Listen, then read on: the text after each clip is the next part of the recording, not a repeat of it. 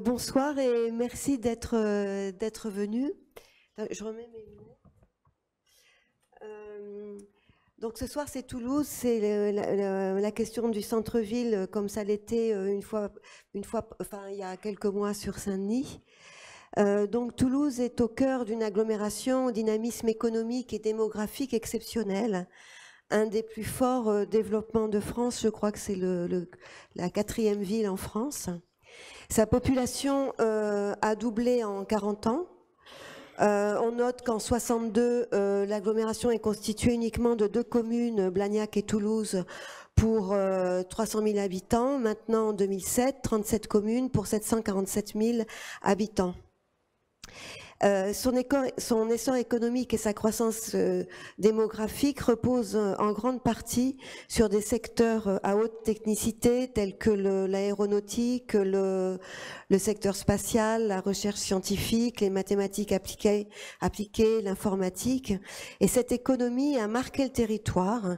Elle s'est implantée secteur par secteur dans des zones géographiques distinctes qui gravitent autour du centre. Ce qui fait que Toulouse est une des métropoles les moins denses de France. Le grand projet urbain de Toulouse commence en 2010 avec la question de la centralité. C'est plus tard que des villes comme Bordeaux, comme Lyon, comme Nantes. Mais c'est peut-être parce que c'est une ville qui avait déjà trouvé son point d'équilibre, qui avait beaucoup d'acquis et dont les acquis étaient surtout à pérenniser. Donc après un premier projet d'une centralité réaffirmée, les enjeux, dans un second temps, seront ceux d'une métropole. Donc la question d'une métropole dans son propre territoire et la question de la métropole dans le réseau européen. Alors le projet se fait donc en 2 étapes. Celui de la restructuration du centre-ville d'abord, puis l'expansion de la centralité de la ville avec pour objectif de réintégrer la gare dans ce nouveau centre et de redéployer le tout vers le territoire. Ce qui est original à Toulouse, c'est que ça se fait au cours de 2 mandats, mais 2 mandats de couleurs différentes, avec un même urbaniste, Juan Busquets, qui est là pour nous présenter les 2 projets à venir. Et du côté de la ville de Toulouse et de la métropole de Toulouse, nous recevons Maurice Pradal, qui est directeur du grand projet de Toulouse. Donc nous allons commencer avec vous pour comprendre un peu comment se présentait la ville avant le projet. Donc moi ce que je vais présenter, c'est pourquoi on a fait ce projet effectivement et où c'est qu'on en est aujourd'hui. Et puis bon, je laisserai Juan Busquets rentrer dans les détails. Donc ce projet Toulouse Centre, effectivement, il est né, comme vous l'avez dit, en 2010. Parce que suite à un projet qui avait été réalisé, qui était le projet de la rue Alsace-Lorraine, qui était un projet qui englobait à la fois les stations de la ligne A et de la ligne B. Donc c'est une artère vraiment principale dans Toulouse. Et ce projet de la rue Alsace-Lorraine, c'était un urbaniste bien connu, Bruno Fortier, qui l'avait réalisé. Et on avait d'autres projets, par exemple, c'était un projet de tram, où c'était un autre urbaniste qui le réalisait. Et on voyait qu'à chaque projet, certes, ils étaient très intéressants, mais il y avait une nécessité quand même d'avoir une démarche cohérente. Donc le centre historique de Toulouse, c'est le centre historique de la métropole, je dirais. C'est 700 000 habitants, c'est presque 1 million d'habitants si on prend toute l'aire urbaine. Donc il était nécessaire d'avoir un projet qui soit un projet cohérent sur ce centre-ville. Il suffit de voir dans certaines villes, on passe d'une rue à l'autre et on a des matériaux différents, des choses comme ça. Et nous, on ne voulait pas avoir ça, et c'était pour ça que on souhaitait avoir une équipe pluridisciplinaire composé d'un urbaniste, d'un paysagiste, de bureaux d'études, de spécialistes en déplacement aussi, d'un point de vue mobilité aussi, bon, parce que c'est important pour le centre-ville. Donc on voulait avoir une équipe pluridisciplinaire bon, pour travailler sur ce projet-là. Donc le centre historique, bon, mais Joan Busquets en parlera mieux que moi, mais c'est vrai que bon, mais il a évolué surtout au 19e, hein, bon, puisque les quartiers qui bordent aujourd'hui ce qui était le secteur sauvegardé, qui fait à peu près 220 hectares, 250 si on compte la Garonne. Bon, après, il y a tous les quartiers du 19e qui sont contre, effectivement, et il y a la gare aussi qui jouxte pratiquement le centre historique. Donc, il était important d'avoir une approche globale sur un périmètre qui était un périmètre qui allait au-delà du centre historique propre, donc sur un périmètre qui s'étendait sur ce périmètre-là, qui fait 630 hectares. Donc, on voulait avoir un schéma de mobilité, un schéma d'orientation pour l'aménagement des espaces publics sur ce centre-ville et définir rapidement, définir rapidement des actions prioritaires bon, pour réaliser des projets concrètement. Bon, mais bien sûr, on avait le projet de la rue Alsace-Rennes, comme je l'ai dit tout à l'heure, qui faisait de l'ordre de 25 millions d'euros, bon, ce qui est beaucoup pour une ville comme Toulouse, mais notre ambition, c'était vraiment de faire autre chose, de s'inscrire dans ce schéma-là et d'avoir une orientation beaucoup plus globale et une orientation à long terme. Donc la procédure qu'on a choisie, en fait, c'était, pour parler de procédure, bon, c'était un accord cadre mono-attributaire. Un accord cadre mono-attributaire, ça permet effectivement de travailler avec une même équipe pendant un certain temps, hein, bon, 4 ans. Bon, 4 ans, ça correspondait aux élections, je dirais, 2014, et reconductible pendant un autre mandat, bon, ce qui permet, sur 2 mandats, pratiquement, de travailler avec une équipe cohérente. On a eu 23 réponses, hein, bon, bon, donc c'est vraiment un projet avec des urbanistes de renom qui ont répondu. On a retenu 3 équipes et c'est l'équipe de Joan Busquets associée à Michel Desvignes qui a été effectivement retenue avec le bureau d'études Aegis et Aegis aussi Mobilité, associé aussi à Laurent Fachard pour l'aspect éclairage aussi. Donc le centre de Toulouse, effectivement, bon, c'est ce qui est indiqué là. C'est un grand nombre d'habitants, effectivement. C'est beaucoup d'étudiants. C'est une ville universitaire très active. C'est aussi des activités, beaucoup de commerce, un centre historique, un centre commercial historique qui est l'un des plus importants de France quand même, bon, puisqu'il s'étend sur les 220 hectares que je citais tout à l'heure, mais au-delà sur les quartiers du 19e. Donc les objectifs, ça a été effectivement de requalifier les espaces publics du centre historique, y apporter une cohérence et une lisibilité bon, sur l'ensemble de ces projets, et apaiser le cœur de la métropole, c'est-à-dire que bon, ben, la voiture, il régnait quand même un peu en maître, donc il fallait trouver des solutions bon, pour que le piéton, le vélo, bon, il trouve sa place. Pour chaque projet aussi, il y avait la volonté effectivement de concerter pour chaque projet. C'est ce qui se fait. Bon, sur chaque projet, il y a un programme qui est fait, qui est discuté. Il y a après un avant-projet qui est enfin une esquisse, une étude préliminaire qui est montrée. Il y a des concertations qui sont organisées. Donc, si ça se passe bien pour des petits projets comme une petite rue, il peut y avoir une réunion de concertation, puis après, les gens peuvent réagir. Il y a un site qui est dédié. Il y a un service qui s'appelle la Direction de l'action territoriale qui s'occupe de ça et qui recueille toutes les données. C'est mis en ligne, chaque projet est mis en ligne. Donc, bon, il peut y avoir des retours. Et après, suivant ces retours, après, ben, on refait une autre réunion en disant, ben, voilà les demandes qui ont été faites, voilà les adaptations qu'on peut apporter.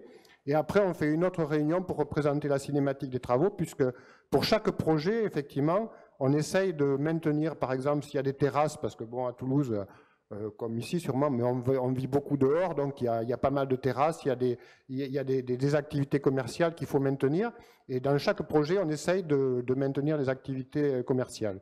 Bon, là, c'est pas tout à fait vrai par rapport à un projet sur la station de métro Jean Jaurès, puisqu'il y a dans les aménagements d'espace public, il y a plusieurs usages. Donc là, effectivement, il y a des terrasses qui ont dû être enlevées, mais en général, on maintient toujours l'activité, la possibilité d'accéder à tous les commerces. Donc concerter systématiquement avec les usagers et apporter un soin particulier à la découverte et la mise en valeur des vestiges archéologiques et mettre en valeur aussi le patrimoine. Donc c'est une de nos ambitions. Donc la stratégie qui a été mise en avant, c'est développer les liaisons piétonnes vers la Garonne, parce que la Garonne, bon, ben, il y a eu beaucoup d'inondations au 18e, au 19e, etc. Donc c'est vrai que les Toulousains s'étaient un peu mis un peu à l'écart de la Garonne. Donc il y a une volonté de se réapproprier la Garonne. Donc ça, c'est un élément important. Valoriser les lieux emblématiques, c'était la reine d'Angleterre qui était venue voir la basilique Saint-Cernin, une des plus grandes basiliques romanes d'Europe même, et qui avait dit quand même, vous avez un joyau magnifique, et ce joyau, il est au milieu d'une place de parking, 160 places, c'est pas rien. Donc voilà, donc il fallait effectivement travailler sur ça. Bon, accompagner les grands équipements, effectivement, donc la gare en fait partie, c'est le projet Euro-Sud-Ouest. L'école d'économie aussi, bon, il y a une école d'économie qui est très florissante. Et après, achever la site historique du Cardo romain, parce qu'effectivement, il y a le cœur historique avec une rue principale qui correspond au Cardo romain et qui a des fois été réaménagée, mais qui a été réaménagée en partie, mais pas en totalité. Donc ça, il fallait le faire. Bon, comme j'ai dit tout à l'heure aussi, mettre en valeur tout ce qui est mode doux. Donc, on a demandé dans le schéma directeur d'avoir des orientations concernant les continuités cyclables ou les continuités piétonnes aussi, donc voir comment on pouvait aménager tout ça. Donc embellir les quartiers du 19e, bon, ne pas travailler que sur le centre historique, mais sur les autres quartiers, et aussi, comme je le dis tout à l'heure, mettre en valeur tous les ports historiques sur la Garonne. Bon, je vous invite à venir à Toulouse en plein été. Aujourd'hui, bon, il y a d'abord des terrasses flottantes qui ont été imaginées par Joan Busquets et vraiment les quais sont bondés de monde jusqu'à 2-3 heures du matin, je dirais. Donc voilà, donc il y a une animation qui se fait et la Garonne, les Toulousains se sont réappropriés la Garonne avec ce projet. Donc, comme je l'ai dit, bon, mais donc il a fallu choisir une équipe. Bon, on n'a pas choisi. Enfin, c'est pas parce que Joan Busquets est là, mais on n'a pas choisi la plus mauvaise, je dirais, puisque Joan Busquets, il va pas le dire, mais il a eu un prix européen pour ses interventions sur les centres-villes. Après qu'on l'ait retenu, on l'a pas retenu pour ça. Bon, Michel Desvignes aussi a eu un grand prix d'urbanisme, donc voilà, donc. Bon, on avait fait, je pense, le bon choix. Bon, après, il y avait d'autres équipes qui sûrement étaient de grande valeur, mais bon, on voulait travailler avec une équipe. Bon, et donc ça va se conduire jusqu'à 2020. Et après, en 2020, ben, l'accord cadre mono-attributaire s'achèvera. Donc, il faudra voir comment on peut continuer avec cette équipe ou avec une autre équipe. Donc, de tout temps, quand même, il y a eu des aménagements d'espace public au centre-ville. Bon, cette photo, c'est une photo de la rue Gambetta, qui doit dater des années à peu près des années 30. Et cette rue, la rue Gambetta, on est en train aujourd'hui de la refaire. Donc ça, c'est les opérations qui ont été menées. Bon, vous voyez que bon, on a mené effectivement la rue Alsace-Lorraine qui est là. Qui est là, comme je vois à l'envers, qui est ici. Le Cardo romain qui est ici, dans la place du Capitole qui est ici, Saint-Cernin qui est ici. Donc dans le premier mandat, effectivement, il y a beaucoup d'opérations qui ont été menées le long de la Garonne ici, et on a commencé à faire des liaisons, donc en travaillant sur les ports, et des liaisons entre le Cardo romain ici, la place du Capitole, et la Garonne. Donc ça a été vraiment les premières opérations. Bon, le projet a été lancé en 2010. En 2011, on commençait vraiment les premières opérations. Bon, la rue Alsace-Lorraine était déjà lancée, elle, depuis un certain temps. Donc, et aussi, la place du Capitole, bon, avait aussi, c'était une place vraiment où il y avait beaucoup de bruit de voitures, je dirais. Donc il a fallu repenser aussi l'accès à la place du Capitole. C'est-à-dire qu'on accédait à la place du Capitole en voiture par 3 voire 4 côtés pratiquement. Donc il a fallu faire un schéma, bon, puisqu'il y a un parking quand même public, il faut y accéder. Donc on a fait une entrée et une sortie pour la place du Capitole, ce qui a permis de la rendre piétonne pratiquement en totalité, quoi. Donc à part les 2 petits accès, mais sur les 4 côtés, il y a des parties, il y a des parties qui sont aujourd'hui piétonnes. En plus, ce parking, bon, c'est un parking concédé, mais en accord avec le concessionnaire, bon, on a pu, sur un niveau de place, un niveau de parking, réaliser des emplacements pour les vélos, pour les motos et pour les PMR. Donc voilà, c'est quelque chose qui a été réalisé. Donc ça c'est le projet. Bon, comme je vous ai dit tout à l'heure, la rue Alsace-Lorraine, c'était à peu près 20 à 22 millions d'euros. Bon, dans le mandat entre 2011 et 2014, bon, on avait un budget égal à 0 quand on a commencé. Donc, il a fallu, par des benchmarking, convaincre nos élus, mais ils ont été vite convaincus qu'il fallait investir. Bon, parce que bon, mais il fallait se mettre vraiment. Il y avait des problèmes environnementaux, par exemple. La rue Pargaminière qui est ici, c'était 10 000 véhicules jour. 10 000 véhicules jour dans une petite rue qui est très étroite. Bon, aujourd'hui, c'est moins de 1 000 véhicules jour, mais il ne faut pas quand même. Donc ça, par exemple, c'était la rue Alsace-Lorraine dont je vous ai parlé avant. Donc la rue Alsace-Lorraine, c'était 15 000 véhicules et 1000 bus qui passaient par jour. Donc c'était bon. Donc là, c'est un chantier qui a, lui, duré 4 ans, qui avait commencé bien avant 2010. Et bon, aujourd'hui, voilà la rue Alsace-Lorraine telle qu'elle est. Donc vous voyez la différence entre les 2 images. Bon, là, c'est bien sûr, c'est un samedi, elle n'est pas toujours comme ça, mais quand même, les piétons ont beaucoup plus de place que enfin, je ne sais pas si vous comparez ça, par exemple, bon, avec. Alors, là, par exemple, on réfléchit au schéma de mobilité. On travaille avec Joanne Bousquet sur le schéma de mobilité, justement, avec nos collègues du SMTC, bon, pour voir où doivent passer les bus, parce que 220 hectares, c'est beaucoup.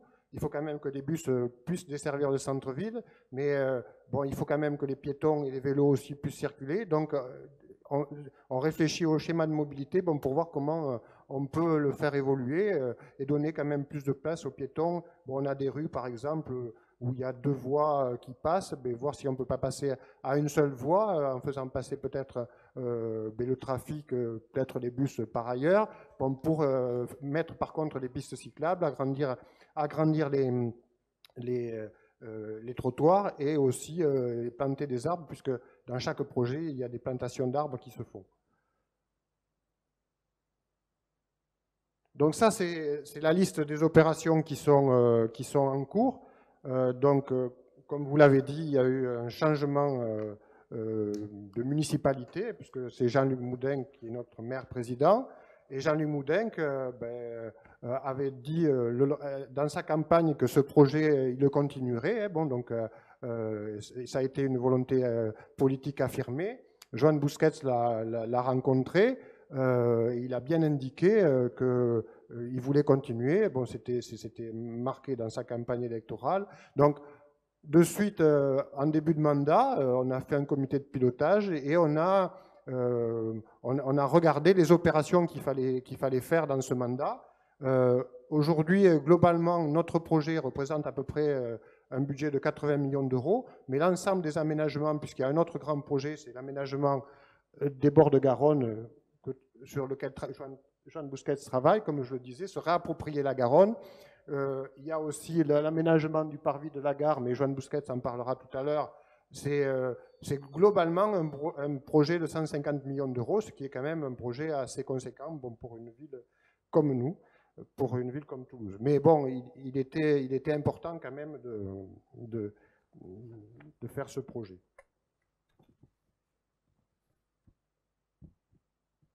Donc, les principes de circulation qui ont été actés, en fait, la ville, elle était traversée d'est à ouest, de nord au sud, et il n'y avait pas les boulevards qui sont ici ne jouaient pas tout à fait leur rôle. Et ce que nous a amené Joan Busquets, je dirais, c'est de faire des systèmes de boucles, c'est-à-dire que il faut quand même que les habitants puissent rentrer chez eux. Hein. Bon, au début, ils ont dit oh, c'est plus difficile, etc. Mais maintenant, plus personne ne le dit. Ce qui est bien, c'est qu'aujourd'hui, les rues qui ne sont pas aménagées, elles ont l'impression de ne pas appartenir au centre-ville. Ils nous disent ben, il faut les aménager, il faut les aménager. Donc, c'est quand même une bonne chose. Donc, des systèmes de boucles où enfin, c'est schématisé ici, mais où des gens rentrent et sortent sans traverser la ville. Bon, après, il y a des contrôles d'accès qui sont mis en place bon, pour créer des aires piétonnes, mais l'activité peut se faire, c'est-à-dire que s'il y a des contrôles d'accès, l'activité, il y a des bornes. Si vous voulez, vous dites, je vais chercher à tel endroit, ben, je vais chercher des choses chez un commerçant, ben, on va vous laisser passer. Mais comme je l'ai dit tout à l'heure, sur la rue Pargaminière, par exemple, ça a permis quand même de baisser de 10 000 véhicules à 1 000 véhicules jour, ce qui permet des traitements avec des rues piétonnes. Hein. Donc, bon, on n'a rien inventé, on s'est appuyé sur le code de la route, c'est-à-dire qu'on a créé des aires piétonnes, on a créé des zones de rencontre. Bon, le code de la route est suffisamment permet même les zones de rencontre qui ne sont pas sous les contrôles d'accès, le piéton est roi, hein, c'est lui qui est prioritaire. Donc c'est des choses comme ça qui sont à mettre en route. Mais alors peut-être avant de rentrer dans tous ces détails précis, on pourrait passer au projet. Oui. Et après vous reprenez des explications plus ponctuelles, si ça vous embête pas. Non, moi ça ne m'embête pas. Donc oui, alors Joan Busquets, on est très heureux de vous accueillir. On parle beaucoup de vous à travers vos travaux sur les centres-villes. Vous êtes un peu considéré comme un des spécialistes. Alors après Amsterdam, Dunkerque, la Chine, Versailles, Tolède, Montpellier, Marseille, Bruxelles, Montluçon, je crois, Avignon. Vous êtes à Toulouse et j'aurais voulu vous poser une première question. Comment vous avez perçu cette ville après toutes ces expériences ailleurs? Je pense que... bonsoir. Non, je pense qu'on continue, on peut faire un peu la conversation, même qu'on va utiliser beaucoup d'images, mais je pense qu'on peut, parce que aussi Maurice Pradal connaît assez bien toutes les dimensions du projet. Non? Je pense, en principe, je voudrais dire, je représente une équipe pluridisciplinaire, alors c'est une équipe où il y a un peu les différentes dimensions qu'on peut imaginer dans la ville.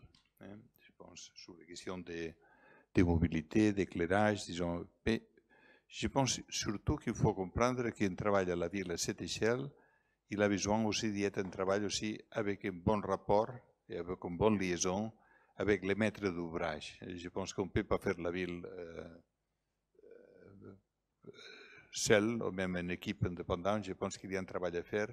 Et je dis ça parce que vous verrez maintenant beaucoup d'images, mais c'est un travail fait en équipe. Ce n'est pas notre équipe, mais c'est aussi l'équipe de la ville. Hein. Je dis ça très honnêtement, et je pense que ça, c'est une question qu'on a pratiquée dans beaucoup de villes, surtout européennes.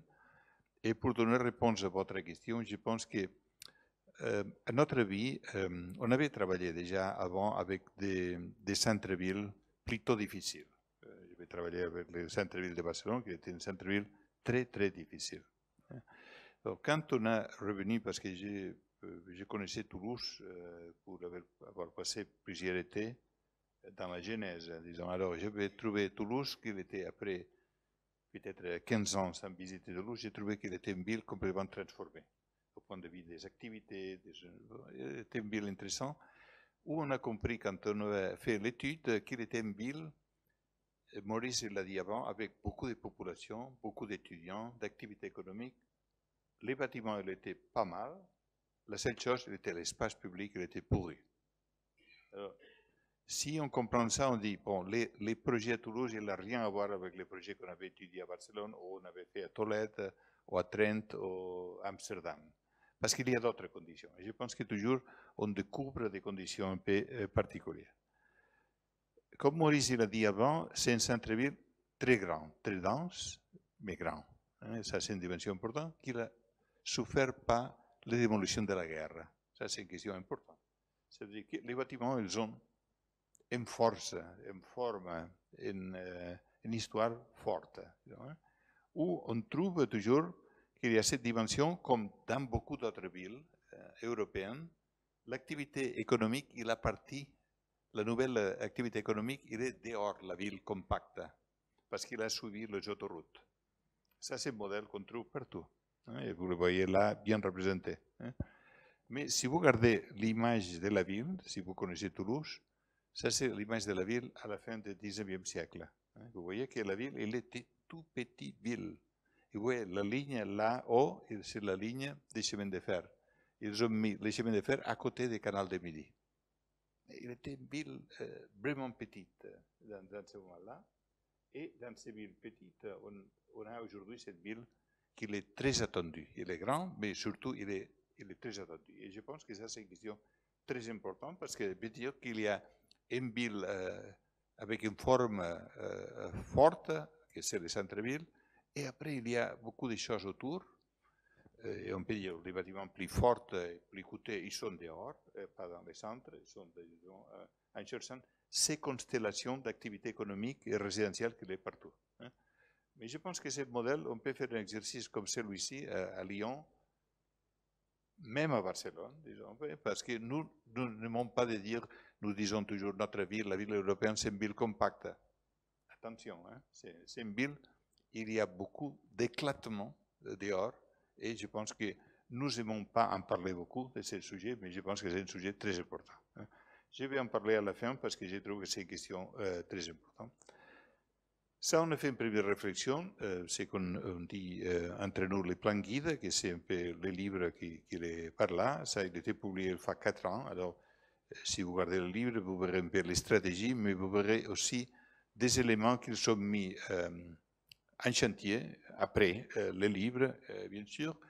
Et on constate en même temps que quand on fait un plan guide, il faut préparer quelques stratégies, mais ils sont des stratégies qui vont être vérifiées, ce que j'appelle dans les projets pilotes, les projets que tu vas pratiquer, et dans la pratique, tu vas corriger des choses. Parce que tu découvres des choses qui pourraient être faites bien. Disons. Tu ne vas pas enlever les projets, mais tu penses, si je vais faire notre placette, cette placette doit incorporer ce type de questions. Alors, si on parle d'une ville comme Toulouse, je pense qu'on peut parler dans toutes les villes. Il y a toujours des cartes magnifiques, je ne vais pas détailler les cartes, mais il y a toujours des périodes fortes. Et les périodes fortes de Toulouse, ils sont des périodes quelquefois très particulières. Par exemple, ici, vous avez une période magnifique. Il y a beaucoup de villes françaises qui ont ce type d'action. Vous voyez que ce sont des actions qu'ils ont faites en rapport avec le canal de Midi. Par exemple, dans l'histoire, on constate beaucoup de choses et en même temps, on découvre des choses. Je pense maintenant, vous voyez par exemple, le canal il était là, la ville il était là. Dans ce moment-là, déjà, la ville il avait une partie très importante là et les centres et les parties Saint-Cernin, tous ces parties étaient plutôt au nord. Mais cette opération-là, c'est une opération magnifique, très forte, très forte. Les grands ronds avec tous ces éléments-là. Aujourd'hui, quand on visite Toulouse, cet élément il est encore un élément assez détaché de la ville. Il y a un travail à faire. Alors, on trouve toujours dans la ville des potentialités pour être faites demain ou après-demain ou en 15 ans, disons. Mais je pense que dans l'étude de la ville, on a découvert beaucoup des actions. Et ça, c'est un peu l'étude où si vous, on trouve ces éléments, mais finalement, un plan guide veut dire établir quelques priorités et constater que ces priorités sont probablement les responsables de la ville. Ça pourrait être notre charte de synthèse. Vous voyez dans les couleurs une réinterprétation de la ville, ces périodes que je viens de, mais les périodes romaines différentes. Alors, une charte de la ville, elle est toujours comme ça. On peut le déployer en axone et on trouve les formes. Alors, tu peux dire, je préfère, avant Maurice disait, bon, les faubourgs, c'est un espace très important dans la ville, parce que les faubourgs, ils ont toujours un peu l'idée qu'ils sont des espaces qui deviennent moins attractifs. Alors, il faut faire quelque chose. Alors, Ça veut dire que c'est un système pour parler de la ville réelle et en même temps comprendre où ils sont les besoins plus forts de la ville, où probablement sont les priorités. Après, dans une discussion politique avec la ville, avec les élus, tu peux arriver à la conclusion qu'ils ont des directions politiques toujours, hein, des priorités, disons. Ça, il est tout à fait raisonnable et ces priorités pourraient être changées. Dans notre vision de la ville, il était surtout ce diagramme. Je dis, l'espace public il était pourri pour la voiture. Il était une ville où la voiture, en général, toutes nos villes encore, mais les centres-villes de Toulouse étaient complètement dominés par la voiture. Si on trouve ce type de mécanisme, dire qu'est-ce qu'on peut faire, parce que les voitures sont là, avant, disons, on avait 10 000 voitures là, disons, vous voyez, ils sont un diagramme assez fort. Donc ça, on a proposé une réflexion comme celui-là, de dire, on ne va pas arrêter la voiture, et je me souviens qu'on avait la discussion même politique, de dire, est-ce que vous êtes pour la voiture ou contre la voiture? Ça, il n'y a jamais une réponse, disons, mais quel est le rôle de la voiture dans les centres-villes? Ça, c'est la question clé, disons. Comment est-ce qu'on maîtrise la voiture en centre-ville? Alors, on a proposé ce schéma pour avancer, c'est qu'on disait avec Maurice, de dire le système de boucle. La voiture peut rentrer dans les centres-villes, mais ne peut pas traverser les centres-villes. Alors, ça veut dire qu'on évite les transits dans les centres-villes.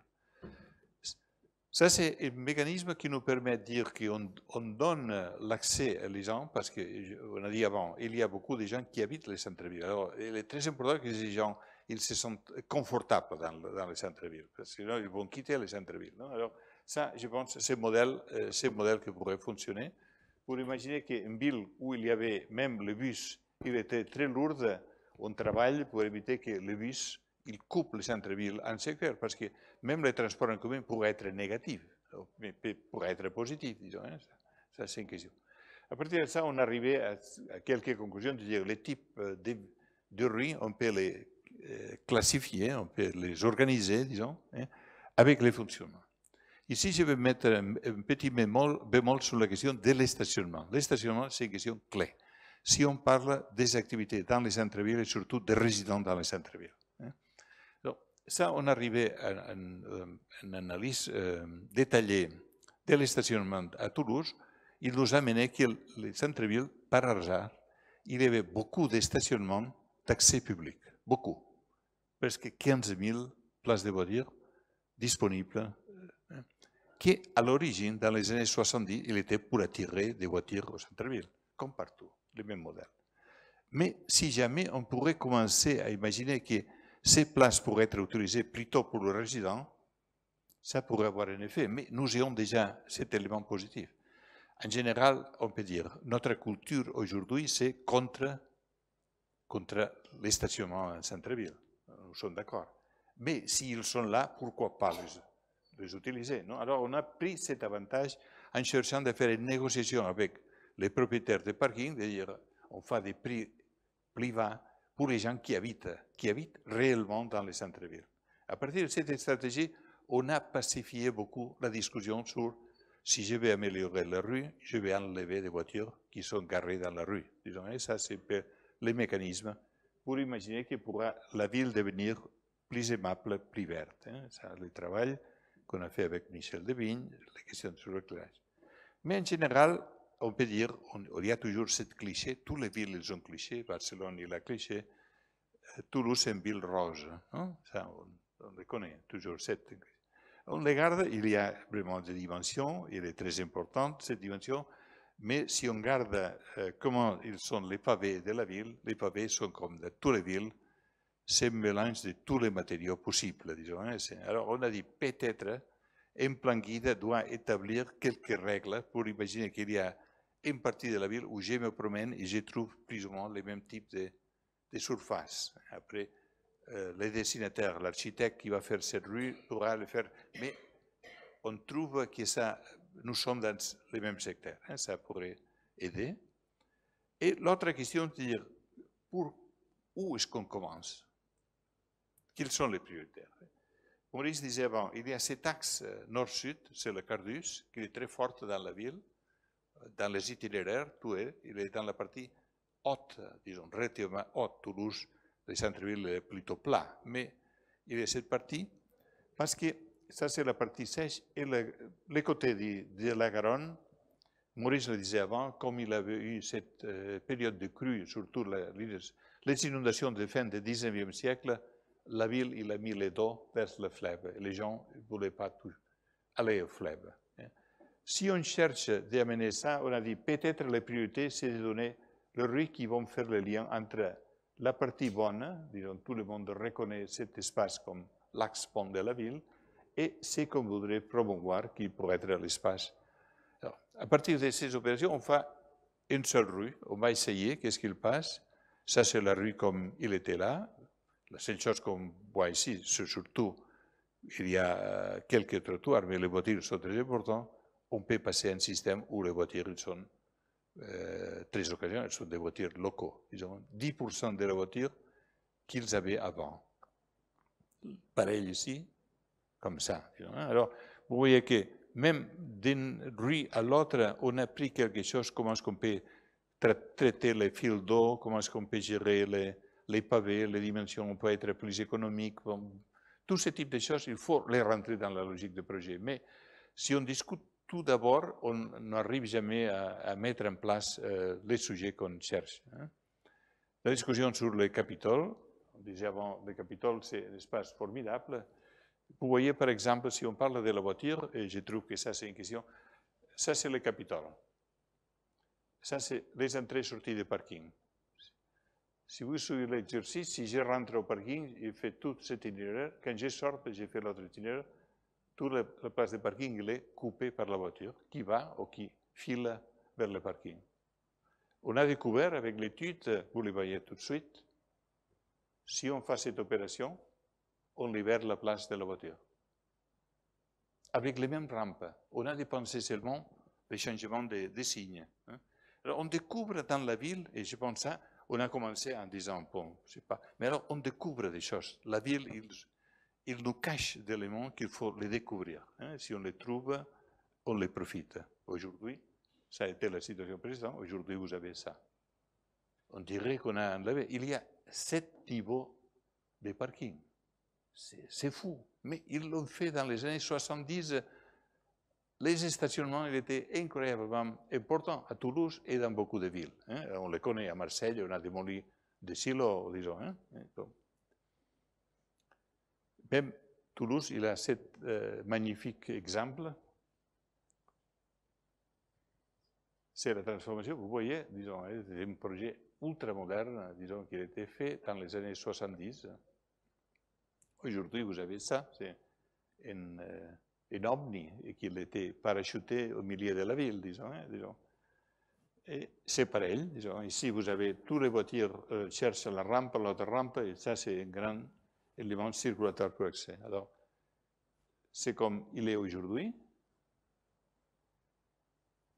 Bon, pardon, j'ai oublié ici. Si on fait le même exercice, on va changer, on est en procès de changer les rampes de manière que les voitures rentrent et sortent d'un côté et de l'autre, et les voitures, il n'est pas nécessaire qu'ils traversent les places.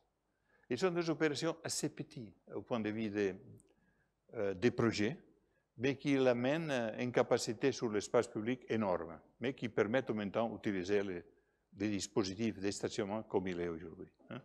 Il faut imaginer qu'en 20 ans, peut-être il y aura un autre exercice à faire sur le stationnement. De dire comment est-ce qu'on va gérer le stationnement quand les voitures ont diminué, on va utiliser le stationnement pour garder d'autres choses. Bon, mais c'est un autre problème. Je pense qu'il faut toujours repenser la ville continue, disons. On n'arrête jamais de penser la ville. Heureusement, s'il y a des designers ici dans la salle, c'est pour garder notre job, disons. Bon, ici, vous voyez, par exemple, c'est un espace qui, si on enlève la traversée de la ville, ils sont des espaces qui sont magnifiques. Si on va vers la Garonne, vous avez ce type de situation. Vous êtes dans la Garonne, dans un espace très beau. Si on enlève un fil, une ligne de parking, vous avez ça. Vous avez un espace vélo et vous avez encore une ligne pour les résidents. Alors, à partir de ça, on commence à faire plus facile la promenade à côté de la Garonne. Ce sont les espaces qu'on a cherché de faire. Par exemple, ici, vous voyez cet espace qui est détaché de la Garonne et la partie de Saint-Pierre. On a fait les embarquements, une opération très simple pour que les gens descendent et vous avez ce type d'espace aujourd'hui. Ce sont des espaces assez simples. Je pense qu'en général, à Toulouse, on trouve que ce type d'opération sur l'espace public, il arrive plus tard que, par exemple, à Lyon ou dans beaucoup d'autres villes, c'est vrai, disons. Mais ça, peut-être, il a permis aussi à Toulouse d'organiser tout le système, comme Pradal disait avant, avec une organisation plus systématique. Pourquoi est-ce qu'on commence ici, rive droite ou rive gauche? Pourquoi la partie intérieure ou la partie du fleuve, disons? Je pense que ce n'est pas nécessairement une réponse à chaque point indépendant. Ça, vous avez des endroits, il y a beaucoup de... nous sommes à côté de l'université, disons, il y a des endroits qui sont très bien utilisés, disons, peut-être ils sont trop utilisés pour les gens jeunes, on peut dire. Les gens disent non, mais il y a beaucoup de bruit, les samedis, ils vont là. On imagine, disons, toujours l'espace, il est pour partager l'espace, mais il faut toujours trouver le rythme. Disons, La Dorada, c'est un espace magnifique, comme il était. L'intervention sur la Dorade, c'est une intervention très simple. On ajoute quelques éléments pour l'ombre, on ajoute quelques éléments pour les enfants et on travaille avec la forme de la ville que Saget avait dessinée. Ici, vous voyez comme il était, comme il est. Ce sont des interventions assez simples, à mon avis, qui sont tout à fait raisonnables. Je pense que ça, c'est un espace, Maurice disait avant, avec beaucoup de succès. Disons, vous voyez, ce sont des espaces. Pendant l'été, il y a beaucoup de monde, ils sont des espaces. Il y a des espaces finalement qu'on travaille dans la Garonne avec un mécanisme très simple. On cherche d'éviter qu'on touche les projets Saget. On cherche de réaménager l'espace, on fait des interventions assez simples du point de vue. Vous voyez, à côté de cet endroit magnifique, à Port-Vigary, un gros parking. Alors, toujours la même logique, on peut planter des arbres, on réserve quelques parkings pour les résidents, mais en tout cas, on gagne beaucoup d'espace. Vous voyez, cet espace, c'est un espace délaissé, il n'y a aucun intérêt. Ça, c'est l'espace aujourd'hui, disons. Il faut renforcer les murs, il faut changer un peu quelques éléments de briques, mais aujourd'hui, vous avez cette position de belvédère sur l'autre côté. Nous sommes rive gauche, et c'est la partie plus ouvrière, la partie des hospices, de l'hôpital, disons, c'est la partie négative. Disons. Toutes les villes en fleuve, il y a toujours cette dimension bonne et la partie des services. Nous sommes dans cette dimension-là, avec ces espaces. Ici, comme il était avant, et c'est la situation actuelle.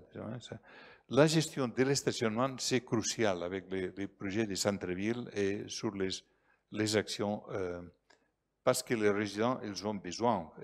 Il faut dire que dans les centres-villes, le nombre des voitures, c'est moins nombreux que dans la banlieue, disons, ça c'est clair. Mais en tout cas, il y a déjà une voiture, disons. Les espaces de confort, la définition des espaces qu'on ajoute, disons, pour faire la porte. Je pense que la question des fleuves était une exception majeure. À Toulouse, il y avait toujours ce système de port. Dans cette période, on cherche d'imaginer qu'on revient à cette identité d'un côté à l'autre. L'été passé, on a essayé déjà de mettre un petit bateau, une navette qui va d'un côté à l'autre. Et on chercherait que la navette soit un élément dans le même prix que les transports en commun, avec le même fonctionnement, pour qu'il soit un élément qui soit participé et utilisé pour les gens. Disons, Mais en tout cas, ici, nous sommes dans une position plutôt restaurer la capacité du temps. Alors, c'est une étude assez précise. Vous voyez la qualité de la corniche, du mur, de la partie du bas. On peut dire que peut-être les projets Saget, il n'était jamais touché dans les derniers 50 ans, presque. Alors, il y a un travail à faire. très délicat, disons. Comment est-ce qu'on travaille, quelle est la dimension des briques, comment est-ce qu'on peut faire ça qui ne coûte pas trop cher, disons, hein, parce qu'il y a aussi cette question très importante, mais ces éléments-là, les objets flottants, je pense que ça c'est une question importante. Pour les questions, l'aménage de crues, il y a la période estivale pour les objets flottants, il est très limité, il est de moitié juillet jusqu'à moitié septembre. C'est une période courte parce que le temps il est beau à Toulouse, mais bon, ça c'est une limitation, mais en tout cas, si j'ai bien compris, la guinguette il a beaucoup de succès. Maintenant, il y a des opérateurs, même privés, qui cherchent à y mettre un ou deux guinguettes additionnelles. Alors, le problème maintenant, c'est vrai qu'on ne l'avait pas prévu. Dans quelle logique des itinéraires les nouveaux guinguettes peuvent aider à réorganiser les rapports entre les deux rives, non? Disons toujours, en plan guide cadre quelque chose, comme ils sont dans le livre, mais aujourd'hui, il y a beaucoup de questions qui sont nouvelles, qui ne trouvent pas la réponse dans le livre. Hein? Je pense que ça, c'est un peu comme le même concept qu'on utilise toujours de master plan. On imagine les gens que le master plan, il propose la solution pour la ville. Non? Le master plan de Paris, il va résoudre tout pour Paris. Non, le master plan, il va donner la réponse aux éléments, les enjeux plus urgents qui nous y ont aujourd'hui à Paris, peut-être. Non? Mais la même présentation de master plan, il va faire sortir d'autres enjeux. Je pense que, mais ça, je pense qu'il faut apprendre que l'urbanisme et le travail dans la ville, c'est toujours un système qu'il faut être conséquent. Disons, il faut être plutôt systématique et conséquent. L'usage de l'eau. Alors, après, on a rentré avec des projets plus compliqués. Et je pense que Maurice l'a évoqué avant, les monuments magnifiques de Saint-Cernin. Comme vous sachez, Saint-Cernin, il rentre dans ce système de route à Saint-Jacques-de-Compostelle. Et ici, c'est le système, tout le système du sud et centre européen, il passait par Toulouse. C'est très intéressant parce que alors, si on a fait l'exercice de garder quelques éléments, même les chapiteaux ici et les chapiteaux à Saint-Jacques, il se trouve qu'ils sont exactement, on peut dire presque exacts. Il y avait ce système qu'aujourd'hui, on dit aujourd'hui, l'architecture c'est la même pareille, partout. Bon. C'est un système où il y a les rapports, ils trouvent manifestes. Il y a l'effet que Forestier, qui était le grand jardinier de Paris, comme vous sachez, il était aussi les personnes qui faisaient la vie à la ville de Barcelone. Ça montre que vous trouverez dans les jardins de Barcelone, dans les jardins des années 20, quelque chose.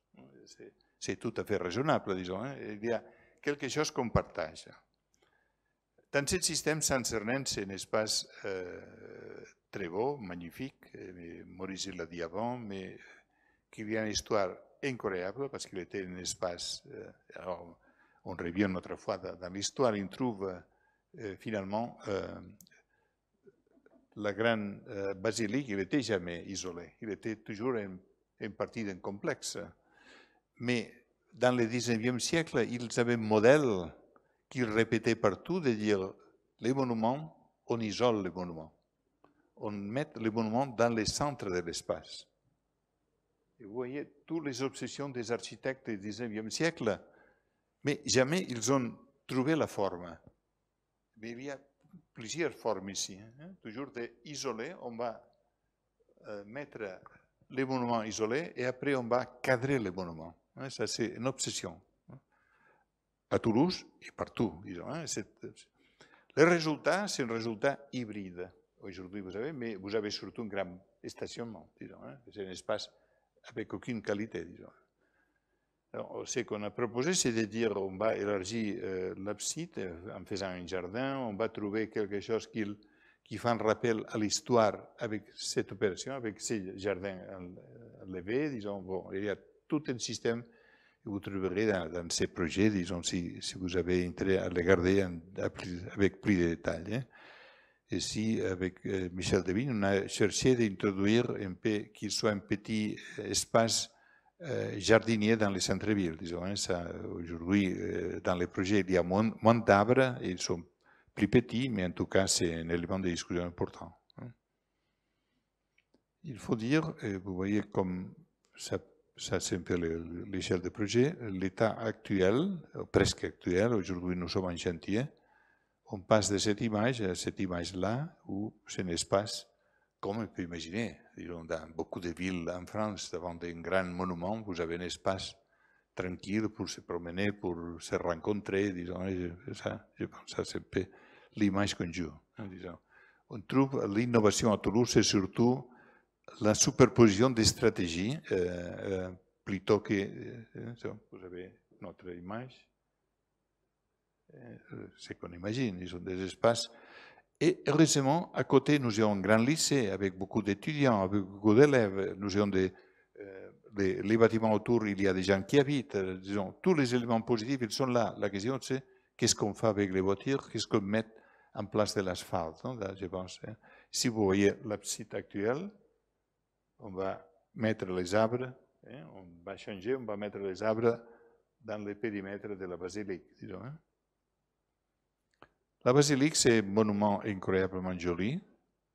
Il y a toujours cette question, et je pense qu'on ne peut pas toucher à Toulouse, la question du rôle de Viollet-le-Duc dans ce monument, qu'il est toujours...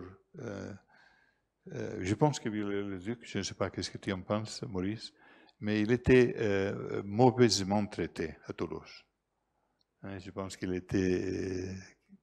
Et Viollet, il a fait une intervention sur le monument peut-être trop forte dans quelle dimension, mais il a fait le monument résister dans le temps. J'espère qu'on trouvera un moment de cette discussion une autre fois, mais ça, c'est un peu la situation actuelle, ça c'est dans les projets. On va en réponse à Cloître, disons qu'il était là, il était dans le sous-sol. Tu veux ajouter quelque chose?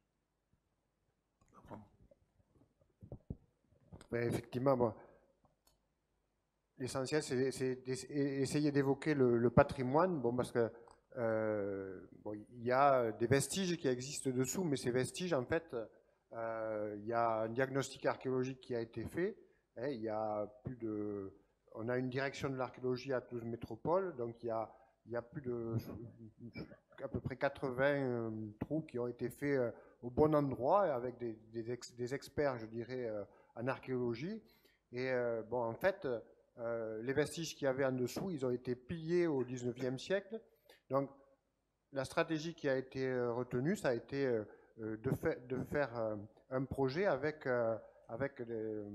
des éléments techniques qui préservent les vestiges. Donc, on a défini avec la Direction régionale des affaires culturelles bon, un principe de dalle bon, qu'on pourrait enlever éventuellement dans le futur si on voulait aller fouiller quelque chose, mais on sait que le principe, c'est de préserver les vestiges. Bon, on a eu une réunion dernièrement, par exemple, sur les arbres, bon, parce qu'on nous disait les arbres, ils vont attaquer les vestiges. Bon, mais on a démontré, on a regardé arbre par arbre, les incidences que ça pouvait avoir.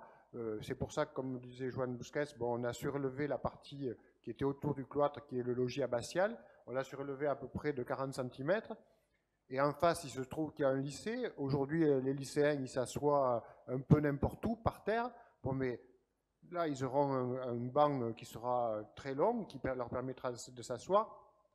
Et ça répond aussi un peu à la problématique de l'archéologie qui est en dessous. Et par contre, chaque fois, c'est évoquer ce qui existait auparavant, qui a été détruit au 19e siècle, comme dans beaucoup d'endroits. Voilà, en fait, c'est ce qui a été fait. Voilà, donc... Aujourd'hui, ben, le projet, il démarre. Bon, il a le consentement, je dirais, global. Hein. Bon, mais après, il y a des choix qui sont à faire bon, pour chaque projet. Mais ce projet, aujourd'hui, il nous paraît essentiel. Il y a 160 places de voitures. Et pour parler du stationnement, là, par exemple, bon, ce qui nous est demandé à chaque projet, c'est regarder s'il y a des solutions. De ces 160 places qu'on enlève, mais comme disait Joanne Bousquet, bon, on a négocié avec les concessionnaires des parkings bon, pour avoir un tarif résident. Et bon, le tarif normal, c'est, enfin, je dis ça à peu près de mémoire, mais c'est dans les 160 €. Le tarif résident, c'est 70 € par mois. Donc on a négocié ça. Donc on a beaucoup de place pour les résidents. En plus, bon, on a un service qui s'occupe de gérer les stationnements qui sont des stationnements libres, je dirais, dans des opérations récentes. Donc, ces 160 places, on a su expliquer comment on les remplaçait par d'autres parkings publics qui existent ou par des places dans des opérations privées qui se sont faites autour. Voilà, donc ce projet, il démarre là et il sera achevé d'ici à peu près fin 2019. Voilà.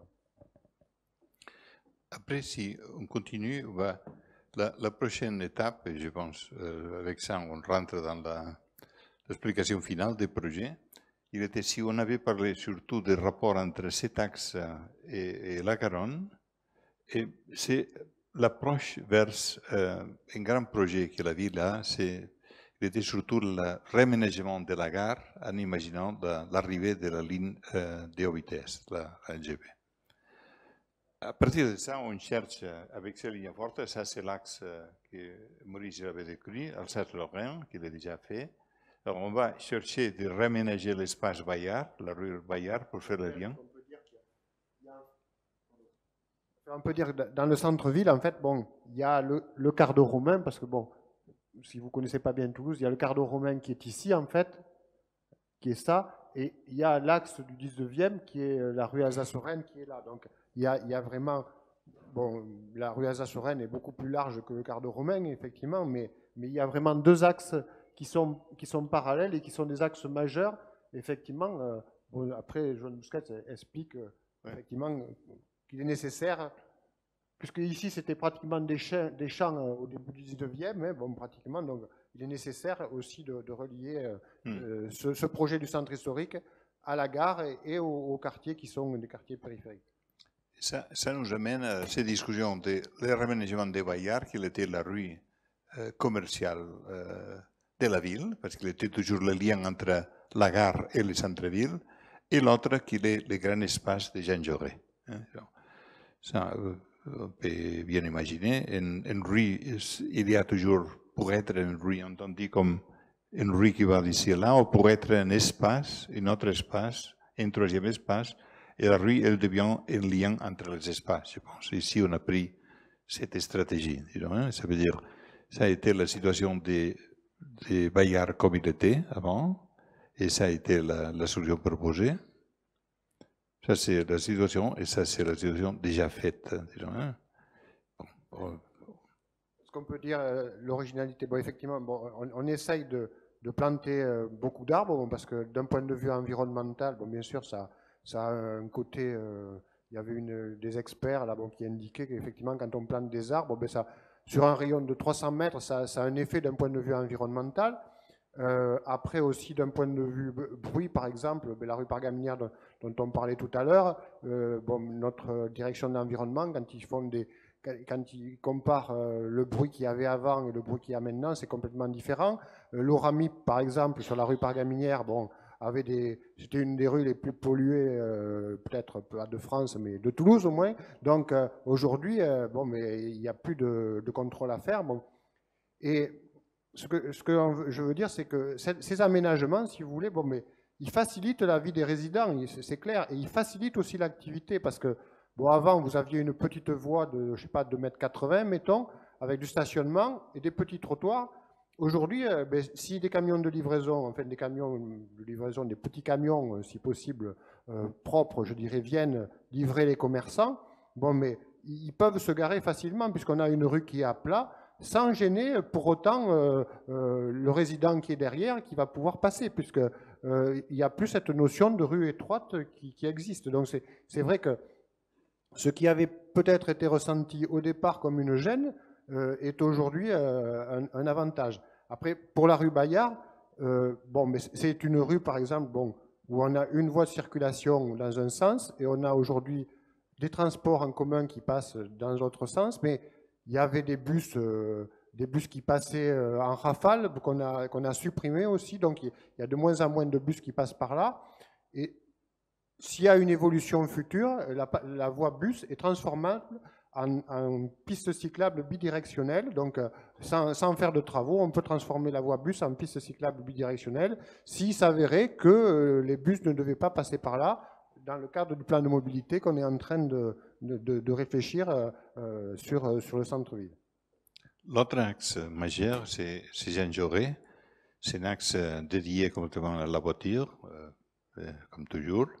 Et ça, c'est le modèle qu'on propose. Disons, on va élargir les trottoirs, qu'ils deviennent des promenades, à presque 16-17 mètres, avec un espace central qu'on appelle la Rambla, parce qu'il a un peu cette image, disons, d'espace central, où on imagine que l'activité économique il va être plutôt dans les promenades et dans les centres, il sera plutôt un espace tranquille, une place avec végétation. Ça, c'est un peu l'image, disons que ça, il est déjà en chantier.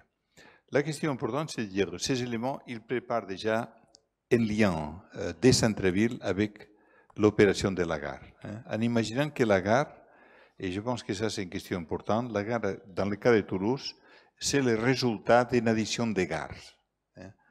La première gare, l'extension de la gare, aujourd'hui c'est la gare TER, la gare ferroviaire et la gare de marchandises. Alors, si on fait la compréhension de tous les gares comme un espace ferroviaire, vous trouverez aujourd'hui que ce qu'ils ont fait les ingénieurs, vous voyez que la topographie était forte, ils ont placé la plateforme ferroviaire moins chemin entre la partie haute et la partie bas. Ça, il a permis de faire, nous constate aujourd'hui que la partie plutôt résidentielle, le quartier de Périol, et Jolibon, ils sont plus hautes que la ville centrale. Ça veut dire que dans le futur, il est facile de faire une passerelle qui fait le lien entre un côté et l'autre. Je pense que ça, c'est un peu le sujet. Les projets pour la gare, c'est un projet, vous verrez qu'il est assez direct, pour imaginer que tout le système ferroviaire devient un seul système, et surtout qu'on cherche à définir des espaces constructifs pour la gare et pour d'autres activités qui peuvent arriver, disons, en cherchant de faire le lien avec les quartiers, les différents quartiers existants. Je vous montre les grandes idées des projets, c'est-à-dire aujourd'hui la gare il est en seul parvis, c'est l'image, ça c'est Bayard, et Bayard il amène à la gare. Ça va être l'image, toujours, à mon avis, l'image forte de la gare à Toulouse, même la gare intermodale future, grande vitesse. Mais il y a une autre face, c'est la face moderne, devant Marengo, la face moderne va être là. Mais il y aura un autre parvis Périol, avec les quartiers plutôt hauts, avec les liens avec l'autre côté, et les parvis nord, les parvis de l'avenue de Lyon, qui cherchent les liens avec les quartiers du nord.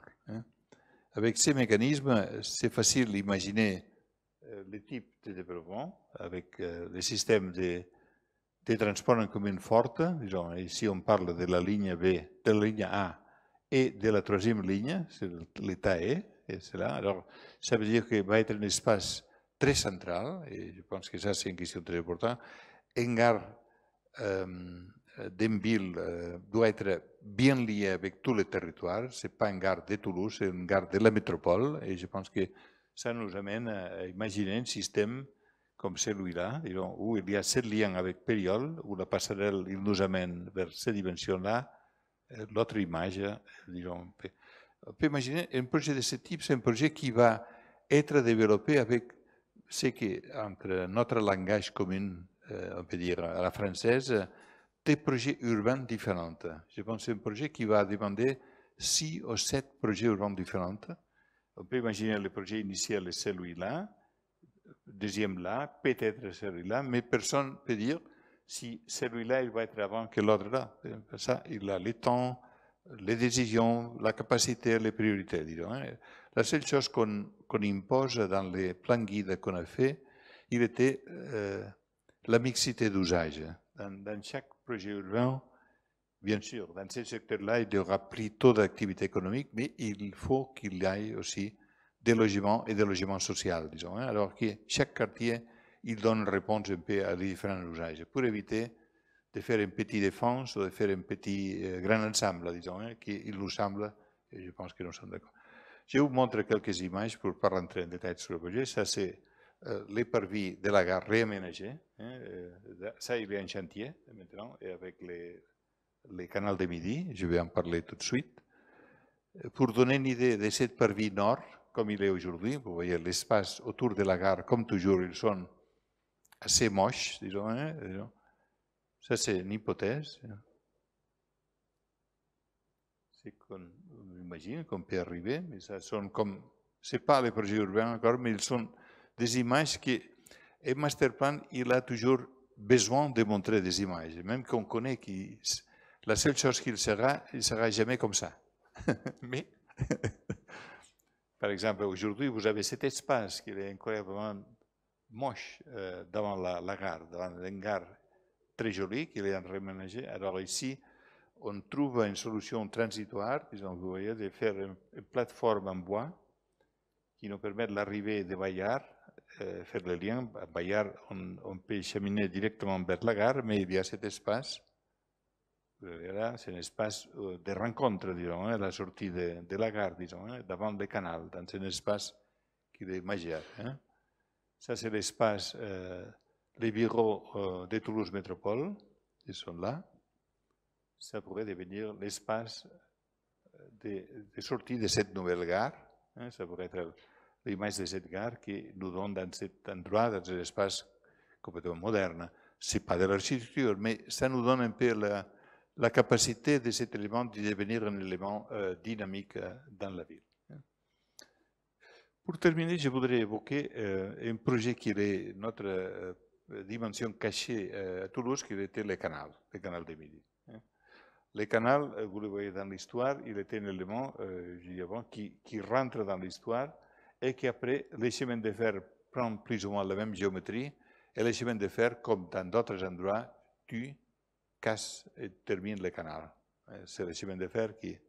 Mais aujourd'hui, peut-être, si on les garde ensemble, on peut dire que c'est le projet de chemin de fer qui nous permettent de revitaliser et imaginer que ça va être l'épine verte qui va de Pont-Jumeau jusqu'au pont Saint-Soubert, et peut-être ça pourra réménager cet espace historique qui est encore là, mais qu'on pourrait le mettre ensemble.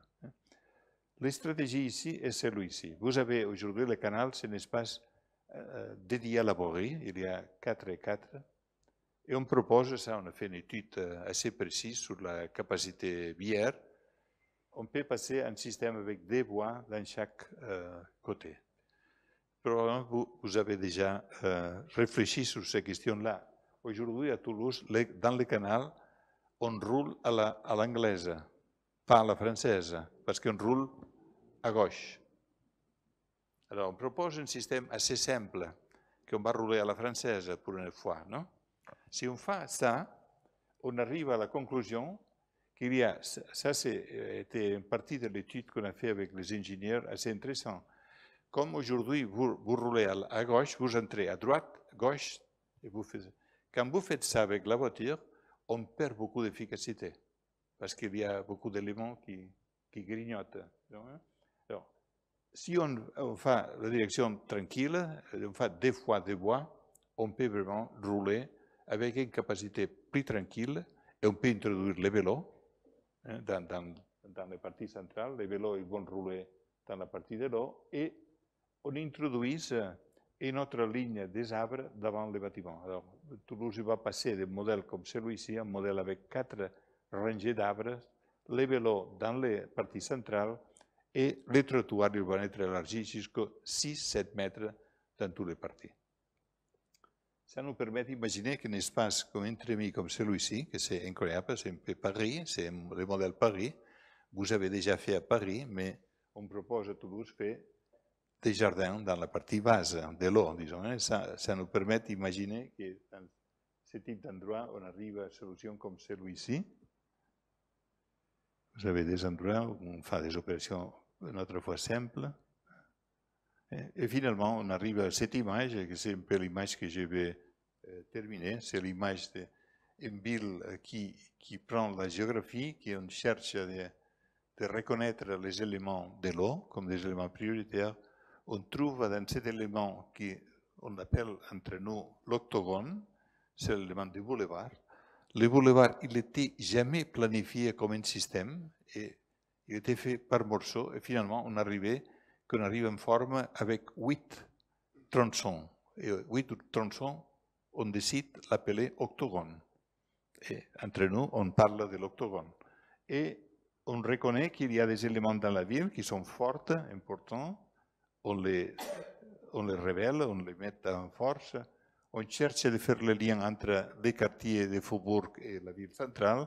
Et finalement, ça c'est un peu l'objet de notre projet, qu'on peut le présenter comme on a fait aujourd'hui avec Maurice, un peu comme de cette logique de plan guide à la réalisation, on peut le faire comprendre comme un projet qui met sur la table les éléments forts de la ville et qui est capable d'évoluer dans les besoins que la ville découvre et les citoyens découvrent. Non? Si tu veux ajouter, Bon, effectivement, bon, donc là, aujourd'hui, bon, ben, on réfléchit, bon, puisque les opérations, bon, ben, vous avez compris qu'il y en a beaucoup qui sont lancées, si vous voulez, donc on réfléchit pour savoir quelles opérations il faudrait faire dans un mandat futur, et on réfléchit à une programmation qu'on va proposer. Donc, comme le disait Joan Busquets aujourd'hui, bon, d'un point de vue... Bon, on a cet axe-là, par exemple, la rue de Metz, bon, qui est aujourd'hui considérée un peu comme une barrière urbaine. Hein. Donc là, on a fait beaucoup d'aménagements de ce côté, mais on a un quartier qui est le quartier de la cathédrale Saint-Étienne aujourd'hui. Et ce qui est bien, ce qui montre que ce projet marche, c'est qu'on a des rues qui sont des rues commerçantes, qui appartiennent à ce quartier de Saint-Étienne et qui ont l'impression aujourd'hui de plus trop appartenir au centre-ville, bon, parce qu'elles ne sont pas traitées comme les autres, quoi, parce qu'on n'a pas ce système de boucle, donc parce qu'on n'a pas, parce que sur la rue de Metz, on a 3 voies de circulation et un trafic qui est très important, qu'il faut quand même bien faire le transit entre la rive droite et la rive gauche, donc tout ça, bon, ça nous amène à réfléchir à des aménagements futurs, à des choses... bon, des systèmes de boucle dans cette partie-là, par exemple, on peut en trouver, c'est tout à fait possible. Donc, mais bon, le problème, ça reste cette voie-là qui est un véritable transit entre les deux rives. Donc, comment la traiter? Est-ce que c'est acceptable de couper ce transit, par exemple? C'est une question qu'on se pose. Bon. Après, ça ne posera pas un problème pour les riverains, ça ne posera pas de problème avec les systèmes de boucle qui sont mis en place dans le projet de Joan Busquets. On sera réglé l'accès aux riverains, l'accès au commerce, etc. Mais bon, ça posera un problème de stratégie, bon, par rapport à ces deux rives. Effectivement, bon, il sera aussi important effectivement de réfléchir sur cette notion de boulevard aujourd'hui. Qu'est-ce qu'on y fait passer, les transports en commun, etc. Les pistes cyclables aussi, bon, puisque la volonté, bon, pour les pistes cyclables, le schéma, bon, il est relativement clair, mais si on le met à grande échelle, pour le centre historique qui est ici, le schéma, c'est avoir des pistes cyclables qui soient des pistes cyclables continues ici, et avoir des pistes cyclables qui soient des pistes cyclables continues le long de la Garonne. Donc après, toutes les zones ici, c'est des zones, c'est soit zones de rencontre, soit des aires piétonnes. Donc les pistes cyclables, mais le piéton, il est comme pratiquement le vélo, quoi. Donc ils sont à peu près au même niveau. Bon, après, des fois, il y a des fois beaucoup de piétons et les vélos, ils peuvent plus passer, mais schématiquement, bon, c'est ça le principe. Donc pour les vélos, c'est cette orientation-là qui est donnée. Donc voilà, après bon, effectivement, dans toute cette partie-là, il faut peut-être étendre ce qu'on appelait tout à l'heure les aires piétonnes, les zones de rencontre, et tout ça. Bon, après, dans les quartiers du 19e, c'est peut-être la problématique est un peu différente, mais il faudra aussi y travailler, et on a des voies aussi qui méritent aussi des aménagements. Petit à petit, le système qui a été mis en place, bon, enfin, il nous semble, est demandé par un peu par tout le monde, quoi. Donc, bon, moi, je me suis promené dans Paris aujourd'hui. Bon, je vois que des fois encore, bon, il y a des voies de circulation qui sont quand même importantes, qui sont souvent surdimensionnées, bon, parce que c'est vrai que quand on les dimensionne au strict nécessaire, bon, mais on s'aperçoit que ça fonctionne. Il faut régler le problème des stationnements.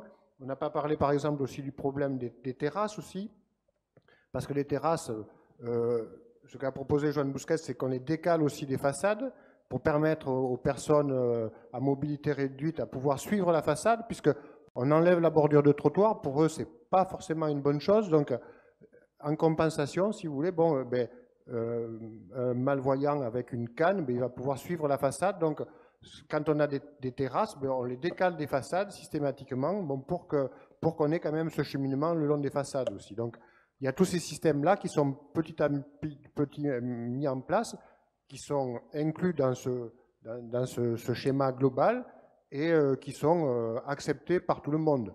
On a une association, par exemple, de personnes à mobilité réduite, où il y avait une terrasse qui empiétait largement sur le domaine public, mais elle est allée manifester son désaccord en s'implantant carrément sur la voie en disant qu'elle ne pouvait plus passer, donc qu'elle ne respectait pas. Donc petit à petit, des choses sur la place Victor Hugo, on a 2 terrasses fermées, bon, mais on aménage cette place, on enlève les camions de livraison, donc il faut trouver des solutions pour les livraisons. Et bon, mais quand on aménage le marché, parce qu'un projet, c'est pas qu'un projet d'aménagement d'espace public. Le projet de Victor Hugo, par exemple, c'est réaménager le marché pour trouver des solutions pour supprimer les camions de livraison, c'est-à-dire trouver des endroits, des réserves réfrigérées en bas, dans les caves, bon, pour que les camions puissent s'en aller, parce qu'aujourd'hui, c'est un tas de camions autour de la place, pratiquement. Donc, si on veut bien réaménager cette place, il faut que ces camions ils s'en aillent, qui livrent le matin, et qui viennent après sur les coups d'une heure pour prendre la marchandise, mais c'est tout, qui s'en aillent. Après, il y avait par exemple un parking aussi qui n'était pas un parking fonctionnel. Bon, mais on a supprimé le nombre de places parce que chacun prenait pratiquement 2 places. Donc, bon, chaque fois, c'est un projet. Le projet des Jean Jaurès aussi, mais c'est 3 projets pratiquement à 1, c'est-à-dire c'est la ligne A, elle va être doublée en capacité, c'est-à-dire qu'aujourd'hui on a 2 rames, on en aura 4. Donc il faut réaménager la station Jean Jaurès. On fait un parking de 400 places aussi par rapport à la gare et par rapport au centre historique. Donc, et on réaménage aussi les espaces publics. Donc chaque fois, c'est des projets multiples. Et après ces opérations, on essaye de les accompagner après de campagnes de ravalement. Donc le Code de la construction et l'habitation donne le pouvoir aux municipalités d'obliger les gens à ravaler, d'avoir des actions aussi sur les façades commerciales.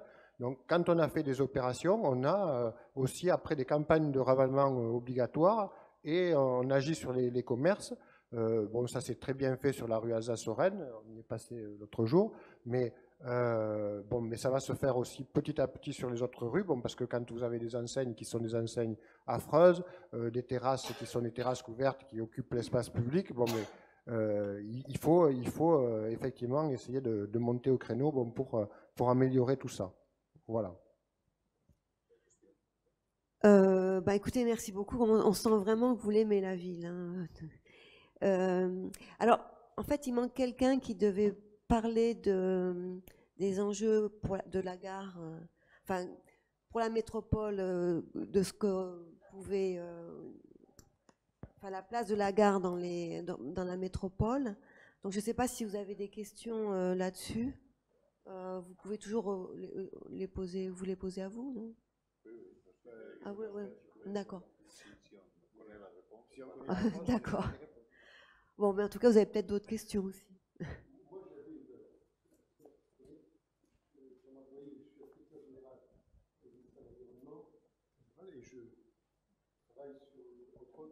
Entre autres sur Toulouse. Moi, j'ai un regret dans ce projet, c'est le canal du Midi. Il y a une première esquisse qui est faite, mais en fait, est-ce qu'on pourrait revenir sur l'image que vous aviez un peu avant? Voilà, celle-ci, non, c'est le plan. Celui-ci, c'est très bien. Vous voyez le canal. Alors d'abord, pour vous situer, le canal du Midi, il est classé patrimoine mondial, donc c'est pas n'importe quoi. Il est aussi classé au titre des sites. Le canal du Midi en totalité.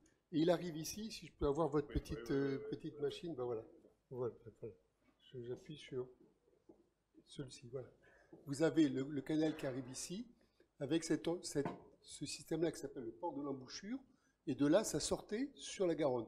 Pourquoi on a fait ça? C'est qu'ici, vous avez un seau avec un petit moulin, et donc il est assez, je reviendrai après, il était assez difficile il fallait que les barges, on les descende en les tenant avec des cordes. Donc, au XVIIIe siècle, Canal du Midi, c'est XVIIe siècle. Au XVIIIe siècle, l'évêque de Toulouse, l'évêque de Brienne, a financé, et puis la ville aussi, a financé un canal qui permet de rejoindre ici le port de l'embouchure. Et vous avez ici un troisième truc qui part, c'est le canal latéral à la Garonne, qui permet, donc vous avez ici une composition qui est tout à fait extraordinaire.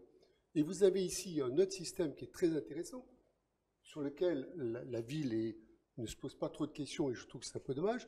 Comme ici on récupérait l'eau de la Garonne qui était boueuse, les ingénieurs du XVIIIe siècle ont inventé un système extrêmement habile avec un système de filtre qui passe sous le port de l'embouchure et qui vient, cette eau vient alimenter le canal latéral de la Garonne. C'est un coin qui est un coin de non-droit aujourd'hui, qui appartient à Voies navigables de France, qui est l'établissement public qui gère. Alors, vous avez une autre chose aussi. Quand vous regardez l'histoire de Toulouse, il y a une chose, moi je ne sais pas si vous savez l'utiliser, mais vous avez un outil qui aujourd'hui, tout le monde peut y accéder, qui est un outil offert par l'IGN, qui s'appelle Remonter le temps, qui est quelque chose d'absolument extraordinaire, qui permet d'avoir les cartes aériennes, les photos aériennes, pardon, depuis les premières photos aériennes 1914.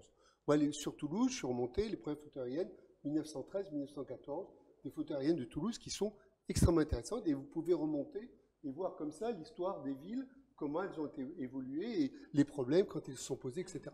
Et ici, on s'aperçoit que dans les années 50-60, vous aviez un projet, il date même de 63, un projet d'autoroute urbaine. On supprime le canal du Midi et on transforme le canal du Midi en autoroute urbaine. Vous avez un autre projet qui malheureusement a été réalisé entre les années 50 et 60, qui est ici.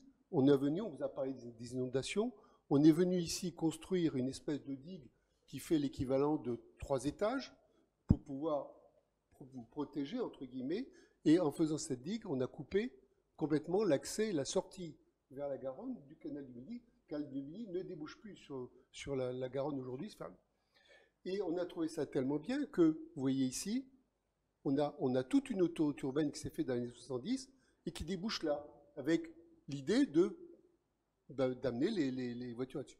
Alors, il y a eu un ministre de la Culture intelligent qui s'appelait Michel Guy, qui a dit au maire de Toulouse, maintenant vous arrêtez les conneries, on vous interdit de faire une voie rapide sur les bords de la Garonne, et on vous interdit de transformer le canal du Midi en voie rapide. Sauf... Pardon? Oui, non, mais mes collègues à l'inspection générale, ce sont je suis au conseil général de l'environnement, développement durable, donc mes collègues sont les ingénieurs des ponts, et les ingénieurs des ponts, il y en a un certain nombre qui avaient pensé ça et qui pensaient, puis un certain nombre d'urbanistes qui pensaient que c'était une très bonne chose. Donc ici, on a un enjeu majeur. Canal du Midi, patrimoine mondial, site classé dans une ville, et je trouve, pardonnez-moi, qu'il n'est pas assez bien traité. Quand vous regardez les photos du 19e siècle, les photos de l'usage du canal du Midi, vous apercevez que sur le canal lui-même, mais aussi sur le canal de Brienne, vous avez des gens barques, des gens qui pêchent, des jeux, des guinguettes, enfin, comme vous avez commencé à faire sur la Garonne. Donc il y a une activité.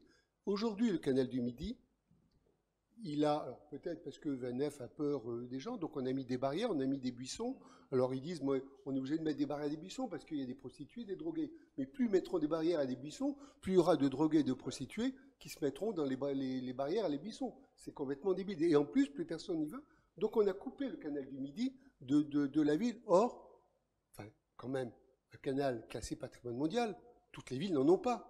C'est quand même un enjeu majeur pour une ville. Et je trouve que dans ce projet mené par la ville, c'est quand même l'élément faible de votre projet. Je m'adresse à vous, parce que lui, on en a déjà discuté, il est d'accord avec moi. Mais je pense que c'est l'élément vraiment pauvre de votre projet, et je trouve que c'est extrêmement dommage.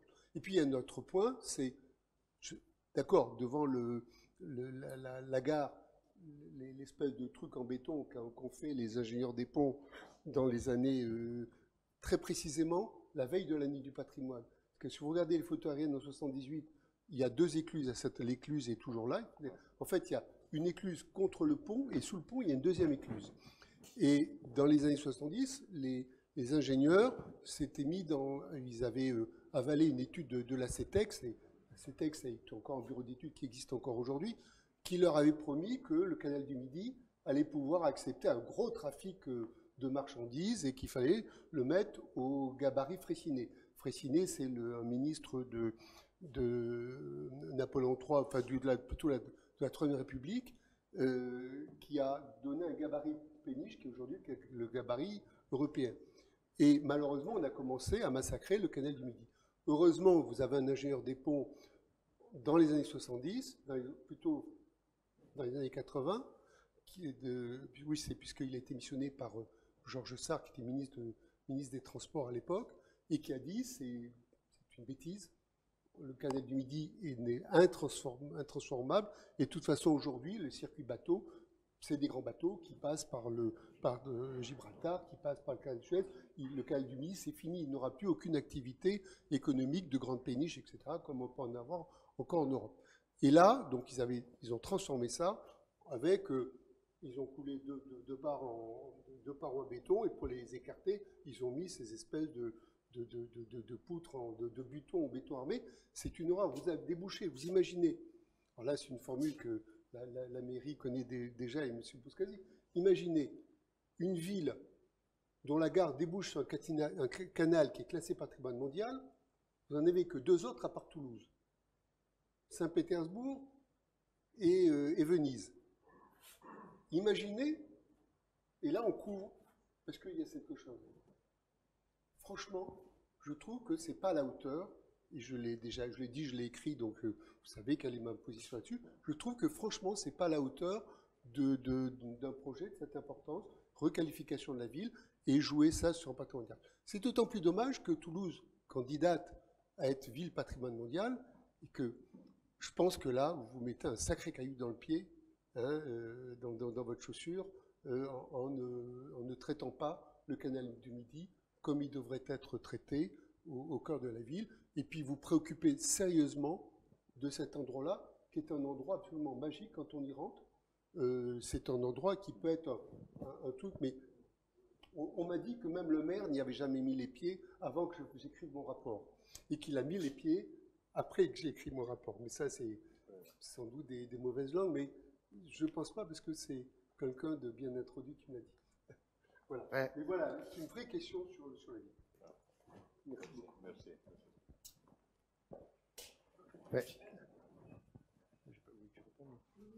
Ouais. Juste, sauf erreur, c'est des projets que je ne suis pas directement, si vous voulez, mais sauf erreur, il y a des choses qui se passent au niveau de cette partie-là. Il se trouve que tout ce quartier-là, je le connais bien parce que bon, il y a le secteur sauvegardé qui est là, qu'on est en train de relancer, le centre historique, mais j'ai étudié aussi tous les quartiers, parcelle par parcelle, tous les quartiers du 19e, et j'ai aussi étudié tous ces quartiers-là, et je connais la qualité de cette partie ici, effectivement. Donc, il y a, alors, je ne sais pas où en est le projet, ici, il y a les anciennes baraquements, là, enfin, qui sont autour de ça, et après, c'est vrai que c'est un site qui est magnifique, et un jour, il faudra y faire quelque chose. Bon, moi, ce que je veux dire, bon, ici aussi, on a un projet ici avec l'école d'économie aussi. Donc, effectivement, là, on a un bout d'enceinte. Donc, on va discuter avec le conservateur régional des monuments historiques, Joan Busquets, nous, pour savoir qu'est-ce qu'on peut faire, parce qu'il y a la possibilité de faire un parvis de Saint-Pierre-des-Cuisines, si vous connaissez bien le secteur, et de l'école d'économie.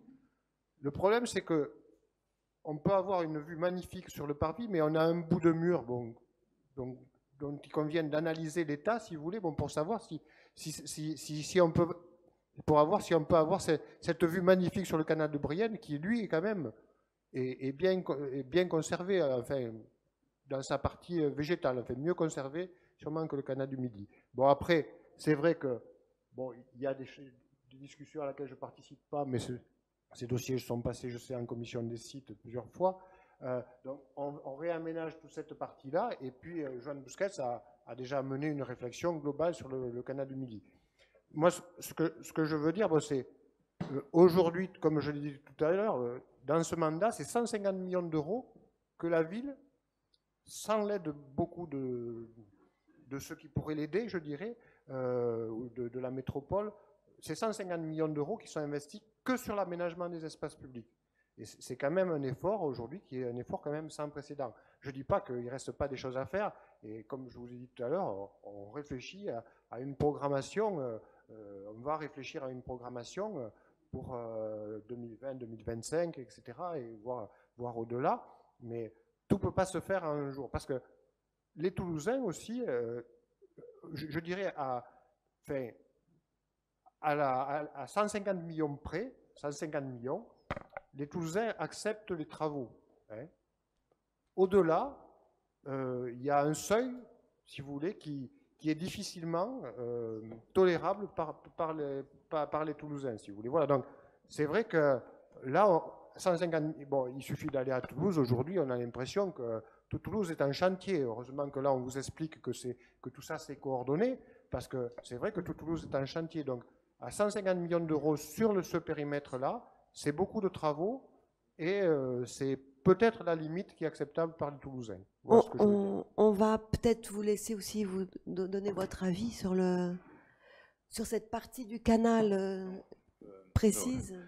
Non, je pense qu'on avait déjà évoqué. Je pense que le canal, comme stratégie générale, je pense que ça, je pense que probablement la ville il va la considérer comme une stratégie forte pour le prochain mandat. Je pense, mais ça c'est mon opinion personnelle. Hein, c'est toujours les jolis qui réfléchissent. Mais je pense qu'il y a, et je pense que ce morceau d'avant la gare, il va permettre aussi que les gens comprennent qu'il y a une capacité d'améliorer le canal. Parce que sinon les gens pensent, bon, il y a toujours besoin parce que le trafic. Alors je pense que si on fait un morceau et les gens voient que les vélos, ils ont l'espace, les trottoirs, on peut mettre des arbres. Je pense que ça, il va changer un peu l'esprit, j'espère. Hein, disons, mais au point de vue de la réflexion qui met tout ensemble, je pense que ça, je partage complètement, c'est des opportunités que la ville il a, disons. Hein, mais honnêtement, je pense que les choses que la ville a choisies avant, il était prioritaire. Non, je pense, parce que, comme M. Pardal l'a dit avant, après, il y a des quartiers qu'on peut être fait, je ne dirais pas de forme automatique, mais presque, disons, hein, parce qu'ils sont déjà, on a ouvert la mécanique, les gens ils acceptent la logique des stationnements. Il y a beaucoup de choses, disons, hein, parce que les gens ont besoin aussi d'une pratique pédagogique, disons, hein, de comprendre les choses. Hein.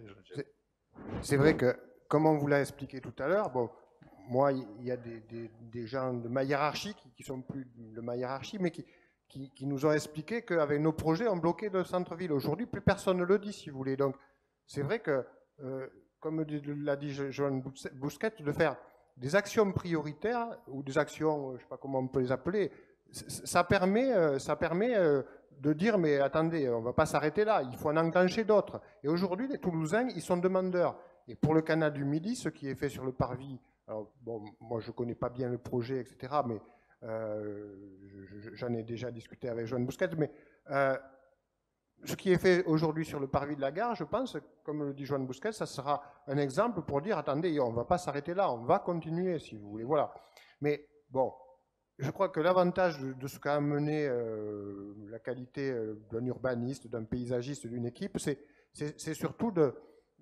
Bon, parce que chez nous aussi, si on ne circule pas bien, je sais que dans d'autres villes ça existe, si on ne circule pas bien en voiture, c'est quand même des fois, il y a des gens qui se plaignent, si vous voulez. Donc voilà, donc il faut arriver à... Non mais je ne remets pas en cause tout le travail qui est fait, il faut bien comprendre. Mais il faut que vous compreniez aussi que, déjà le classement qui décide, ce n'est pas une protection, ce n'est pas une protection, c'est la reconnaissance par la nation du caractère exceptionnel d'un bien. C'est déjà cet acte-là. En plus, les classés patrimoine mondial, ça veut dire que le monde entier reconnaît que cet espace-là, que cet ensemble-là, il est de nature tout à fait exceptionnelle. Et je trouve c'est un peu dommage quand on a la chance, parce que c'est une chance, d'avoir quelque chose de tout à fait exceptionnel, que ça ne devienne pas une priorité dans Et surtout que c'est un élément qui peut être un élément structurant pour la ville et pour Toulouse extrêmement fort, parce que quelque chose dont on n'a pas parlé, c'est que on peut très bien mettre en place tout un système de navettes fluviales sur le canal qui pourrait permettre de résoudre une bonne partie de la circulation, notamment des bus, etc. Ce n'est pas du tout envisagé aujourd'hui. Enfin, moi, dans les dossiers qui m'ont été transmis, que j'ai regardés, on n'en parle absolument pas. C'est plutôt nous qui nous disons, mais pourquoi vous n'étudiez pas ça? Donc je trouve que c'est cet aspect-là qui est un peu décevant.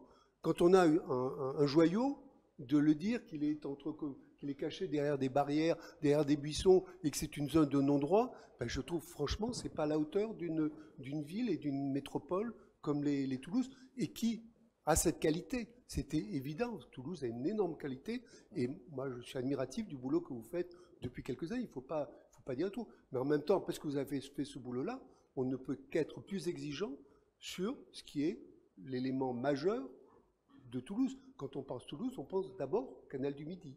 C'est un élément, c'est de là qui part le Canal du Midi. C'est un élément majeur, très fort. Voilà. Oui, en fait, je voulais vous demander, mais peut-être, parce que je ne sais pas si c'est votre projet ou si c'est totalement terminé. À partir du Grand Rond, je crois que ça s'appelle les allées Verdier, là où il y a le muséum, et là où arrive le tramway. Enfin, le tramway s'arrête là. Cette partie-là est complètement terminée. Est-ce que c'est vos agences qui l'ont fait? Et une autre question, ce tramway, il est vraiment censé s'arrêter là pour de bon, ou est-ce qu'il va être, est-ce qu'il y a un projet de l'amener vers le nord là, enfin. Non, ça, il y a des questions. La question sur l'espace. Les tramways, ils s'arrêtent aujourd'hui ici et cet espace, il reste vide parce que les tramways, ils devaient arriver jusque-là, mais on a eu un recours, il y a eu bon. En tout cas, aujourd'hui, je pense qu'il faut comprendre aussi que, à ma connaissance, la ville, il a aussi une intention d'imaginer que probablement les modèles haut performante de la ville, des transports en commun dans la ville de Toulouse, ce n'est pas exactement le tramway qui existe aujourd'hui, l'avion, mais ce n'est pas comme Strasbourg, que c'est une ville tramway. Toulouse, c'est une ville petit métro. Et c'est un métro qui, je pense que vous l'avez essayé, très très performante. Alors, la ville, elle se pose la question de... Vous vous souvenez, la première image que j'ai montrée de tout le système d'activité économique qu'il est dehors, il cherche de mettre l'activité économique dans un système, ce qu'on appelle les TAE. C'est une troisième ligne de métro qui ne sera pas du même système. Mais ça va faire le lien entre le sud et la zone de l'aéroport et tout le système aéroportuaire, en passant pour le centre-ville et cet espace-là, disons. Alors, tout ça, il amène une réflexion plus large, qui je pense que ça, c'est une réflexion qui probablement on y arrive avec ce type de discussion, de dire quels sont les systèmes. Toulouse, il a encore une autre capacité qu'on découvre aujourd'hui. Si on considère le canal, ici on mélange tout, disons, modu et transport en commun. Mais si vous regardez ça, vous voyez que cette ligne, c'est exactement cette ligne-là, et ça c'est la ligne de l'octroi, où il s'arrêtait le contrôle de la ville. Ça nous permet de dire que probablement avec tout ce système-là, la réflexion qu'aujourd'hui nous avons fait jusque-là, il vient à s'amener là. Alors, tout ça nous permet de dire qu'il y a tout un système de pénétrante où les tramways, c'est un de ces éléments qui s'arrête là, mais il y a tout un système de pénétrante. Alors, aujourd'hui, si on garde la situation actuelle, les systèmes haut performants, ils traversent cet élément-là, ils passent par Metz, Maurice Pradal il l'a dit avant, qui coupe la ville en deux. Alors, il y a une réflexion à faire, disons, au point de vue positif, de dire comment les transports en commun pourraient gérer mieux la ville et pourraient faire que la partie rive gauche il soit plus plus liés à l'autre. Je pense que le transport en commun, il a aussi une capacité de lier la ville. C'est une entreprise. Aujourd'hui, ce n'est pas comme ça. Aujourd'hui, tous les bus, ils sont là, et les bus, ils sont là, ils s'arrêtent à Rennes. Mais tu peux imaginer qu'il y a un système qui met ensemble toute l'activité.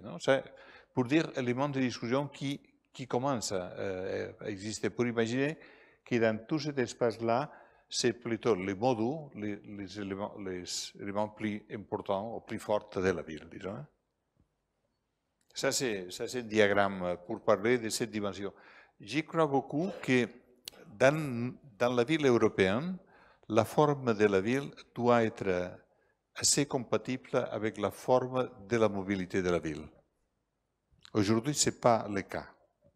Si vous regardez la carte de la mobilité, j'ai ici à l'ordinateur, la carte de transport en commun de la ville, il n'a rien à voir, ou presque rien à voir avec la forme de la ville.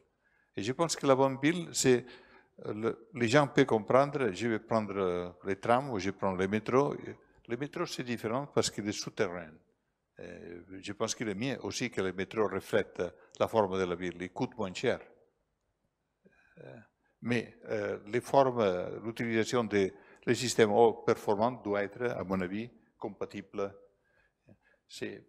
Disons, si on imagine à Paris, tout le monde préfère utiliser les lignes et reconnaître la ville. Disons, les grands atouts des bus et des tramways, c'est que je vois la ville. Dans les métros, je vais vite, mais je comprends où je suis. Disons, je pense que ça, c'est une question. Surtout dans les villes, à l'échelle, à mon avis, à l'échelle de Toulouse, il est très important de faire une ville qui soit lisible. Alors, tous ces éléments aident à faire la ville plus aimable. Paris, Barcelone, Shanghai, ils sont des grandes villes, magnifiques, extraordinaires, mais ils sont lourdes, ils sont difficiles à vivre parce qu'il y a beaucoup de... Alors, pardon. Bonsoir. Oui. J'ai plusieurs questions, enfin assez courtes. Je les pose d'affilée ou... Oui, allez-y. Ouais. Ok. Bon, tout d'abord, je connais assez bien Toulouse puisque je suis de Midi-Pyrénées et j'ai passé les 2 premières années de mes études à l'Arsenal notamment. Et c'est vrai que la première impression que j'ai eue en arrivant dans cette ville, c'est que l'espace public était, comme vous l'avez dit tout à l'heure, je reprends le terme, complètement pourri, pas au niveau d'une ville comme Toulouse. Donc je trouve que c'est une très bonne démarche de reprendre tous les espaces publics. La problématique qui m'interpelle effectivement, c'est celle de la rue de Metz et d'Esquirol, puisque naturellement, quand on arrive à Toulouse et qu'on se promène dans le centre-ville, on a l'impression qu'il se termine là. Donc, quelle est votre réflexion par rapport à cette barrière qui isole complètement le quartier des Carmes et Saint-Étienne, qui est un quartier magnifique en plus, et qui n'est pas du tout connecté au reste du centre-ville? C'est ma première question. La deuxième, c'est par rapport à l'avenue Jean Jaurès. Je ne suis pas sûr personnellement que les remblas soient très pertinentes.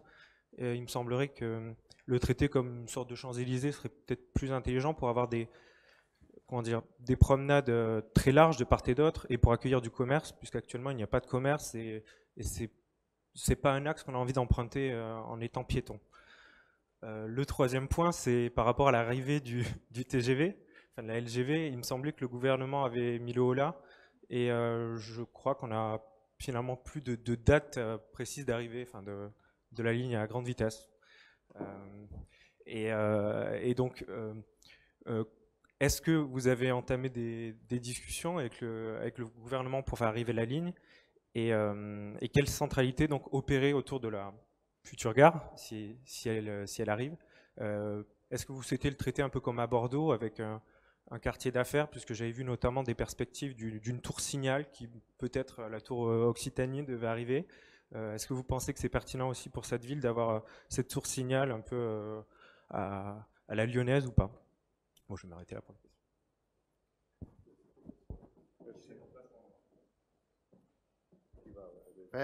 Moi, je vais répondre sur les allées Jean Jaurès, mais Joanne Busquets complétera sûrement.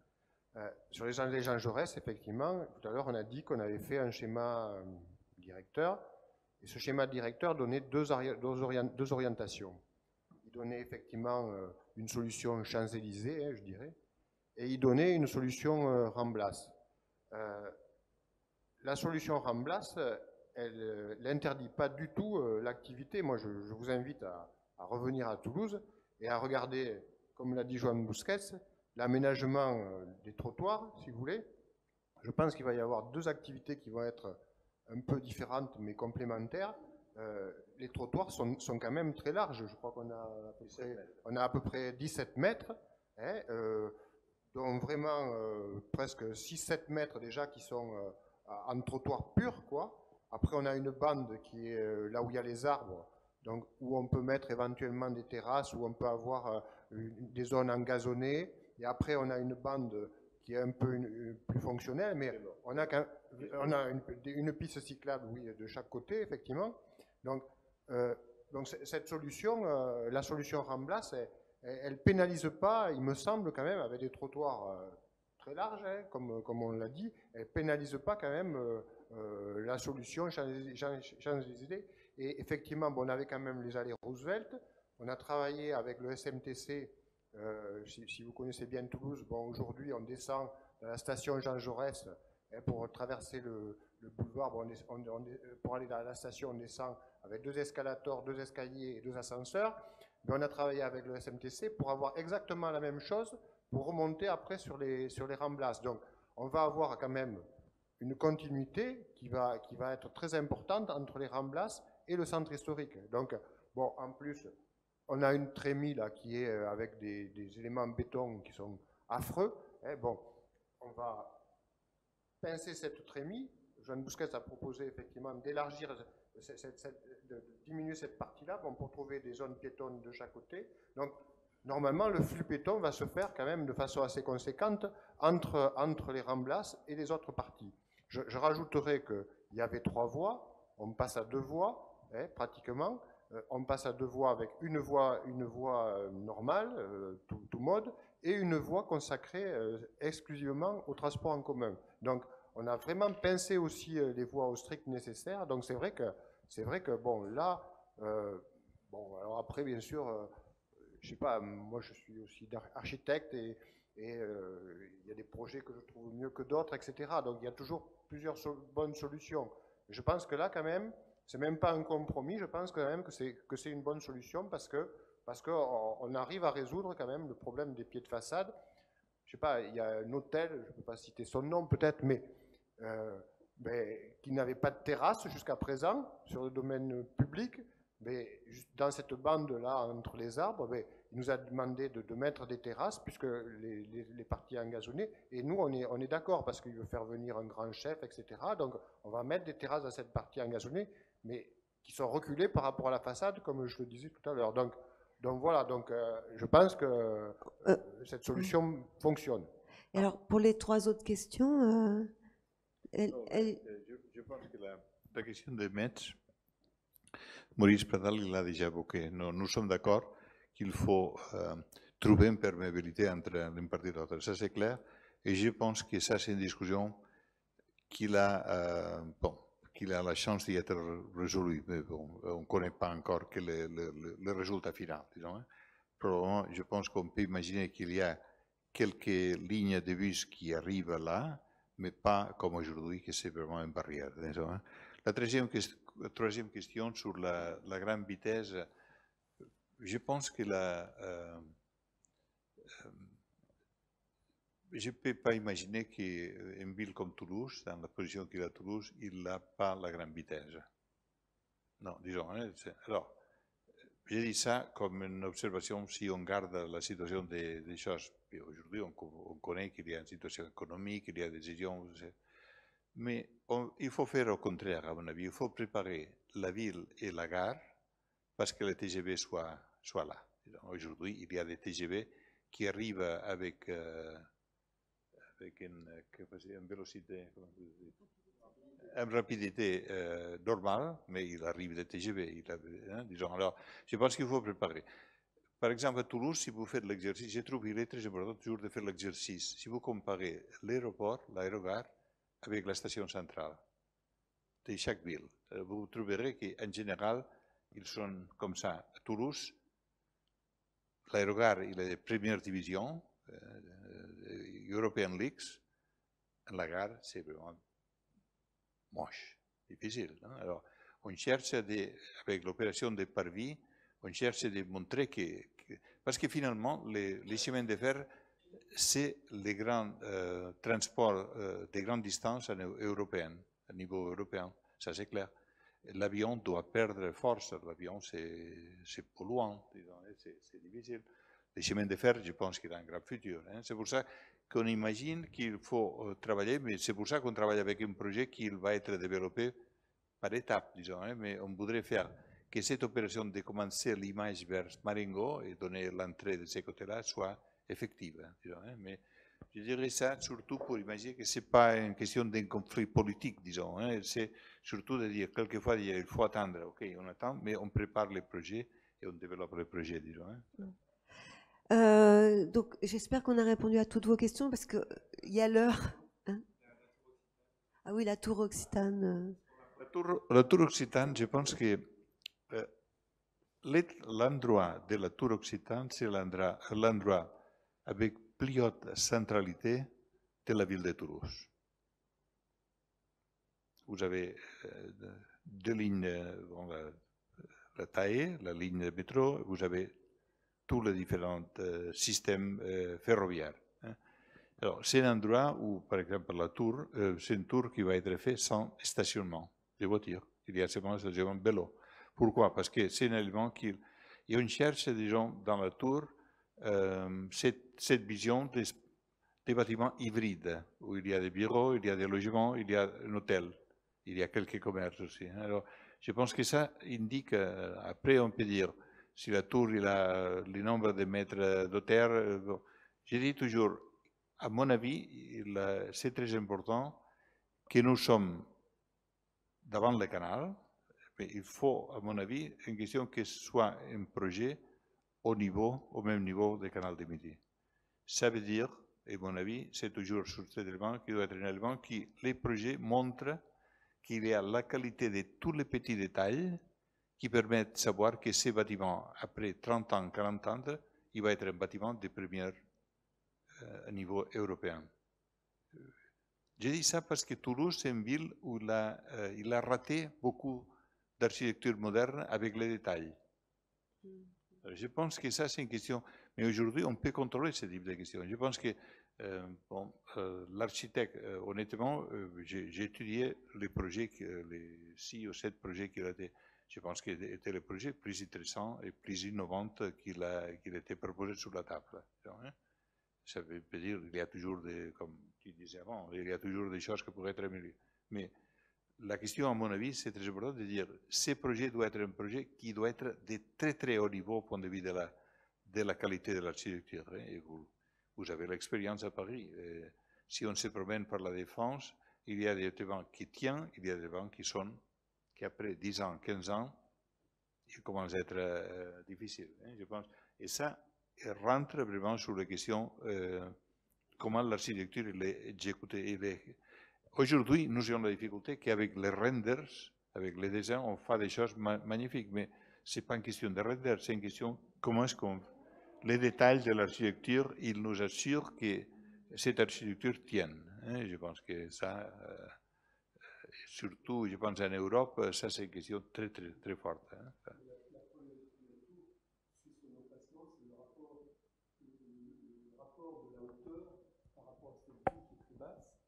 Et cette ville qui est très basse. Et ce problème-là, c'est d'une certaine façon l'erreur de la tour Montparnasse qu'on est en train de refaire. Alors, la tour Montparnasse, on a beau faire appel à des jeunes architectes qui vont la rhabiller et faire tout ce que vous voulez, ça restera toujours une cochonnerie au milieu de Paris, qui est une ville qui est extrêmement équilibrée.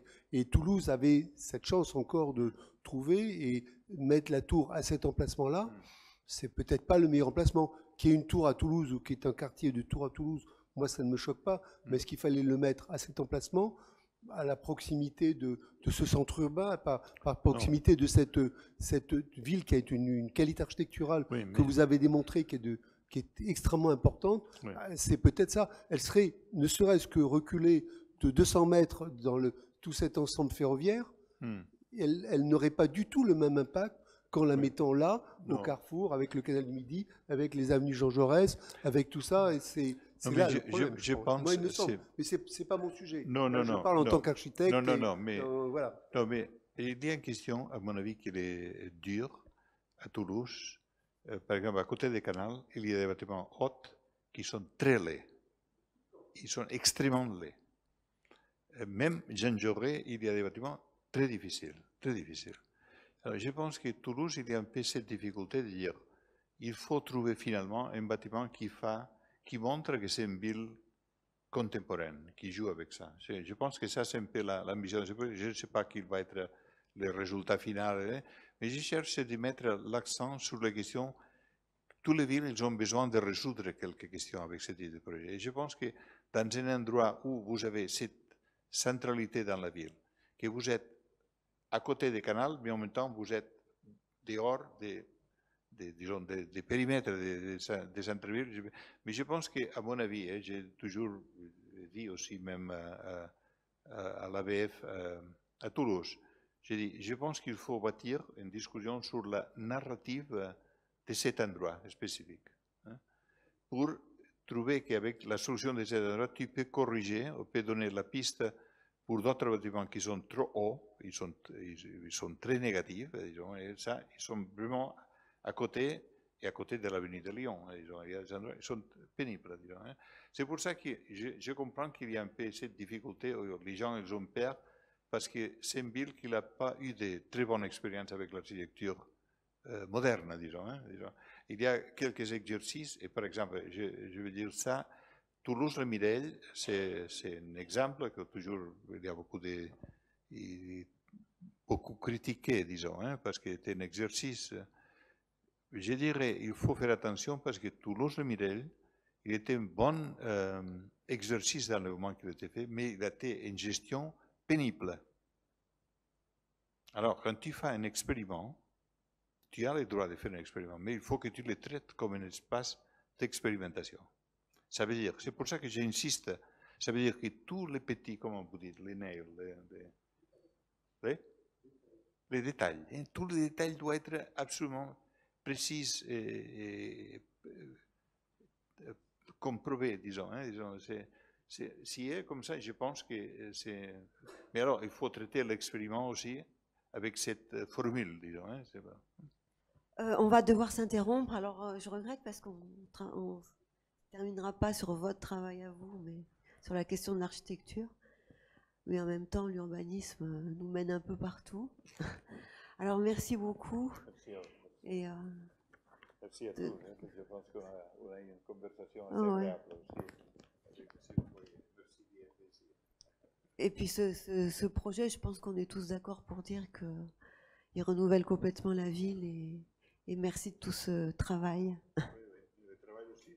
Oui, le travail aussi Nous, juste pour dire, nous on est une petite équipe, on est 2-3 personnes, mais on travaille en équipe projet, c'est-à-dire que en fait on sollicite les autres services, donc on n'a pas besoin d'être pléthore, je dirais. Quand on a besoin de concerter, il y a une direction qui s'occupe de la concertation et on le sollicite et elle répond de suite. Quand il y a des problèmes de circulation, on travaille aussi avec des gens qui s'occupent de la circulation. Quand on travaille très bien aussi avec nos bureaux d'études internes aussi.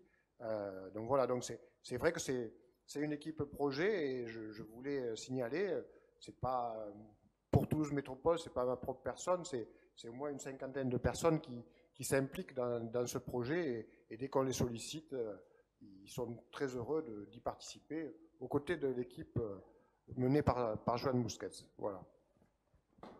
Merci. Merci à vous.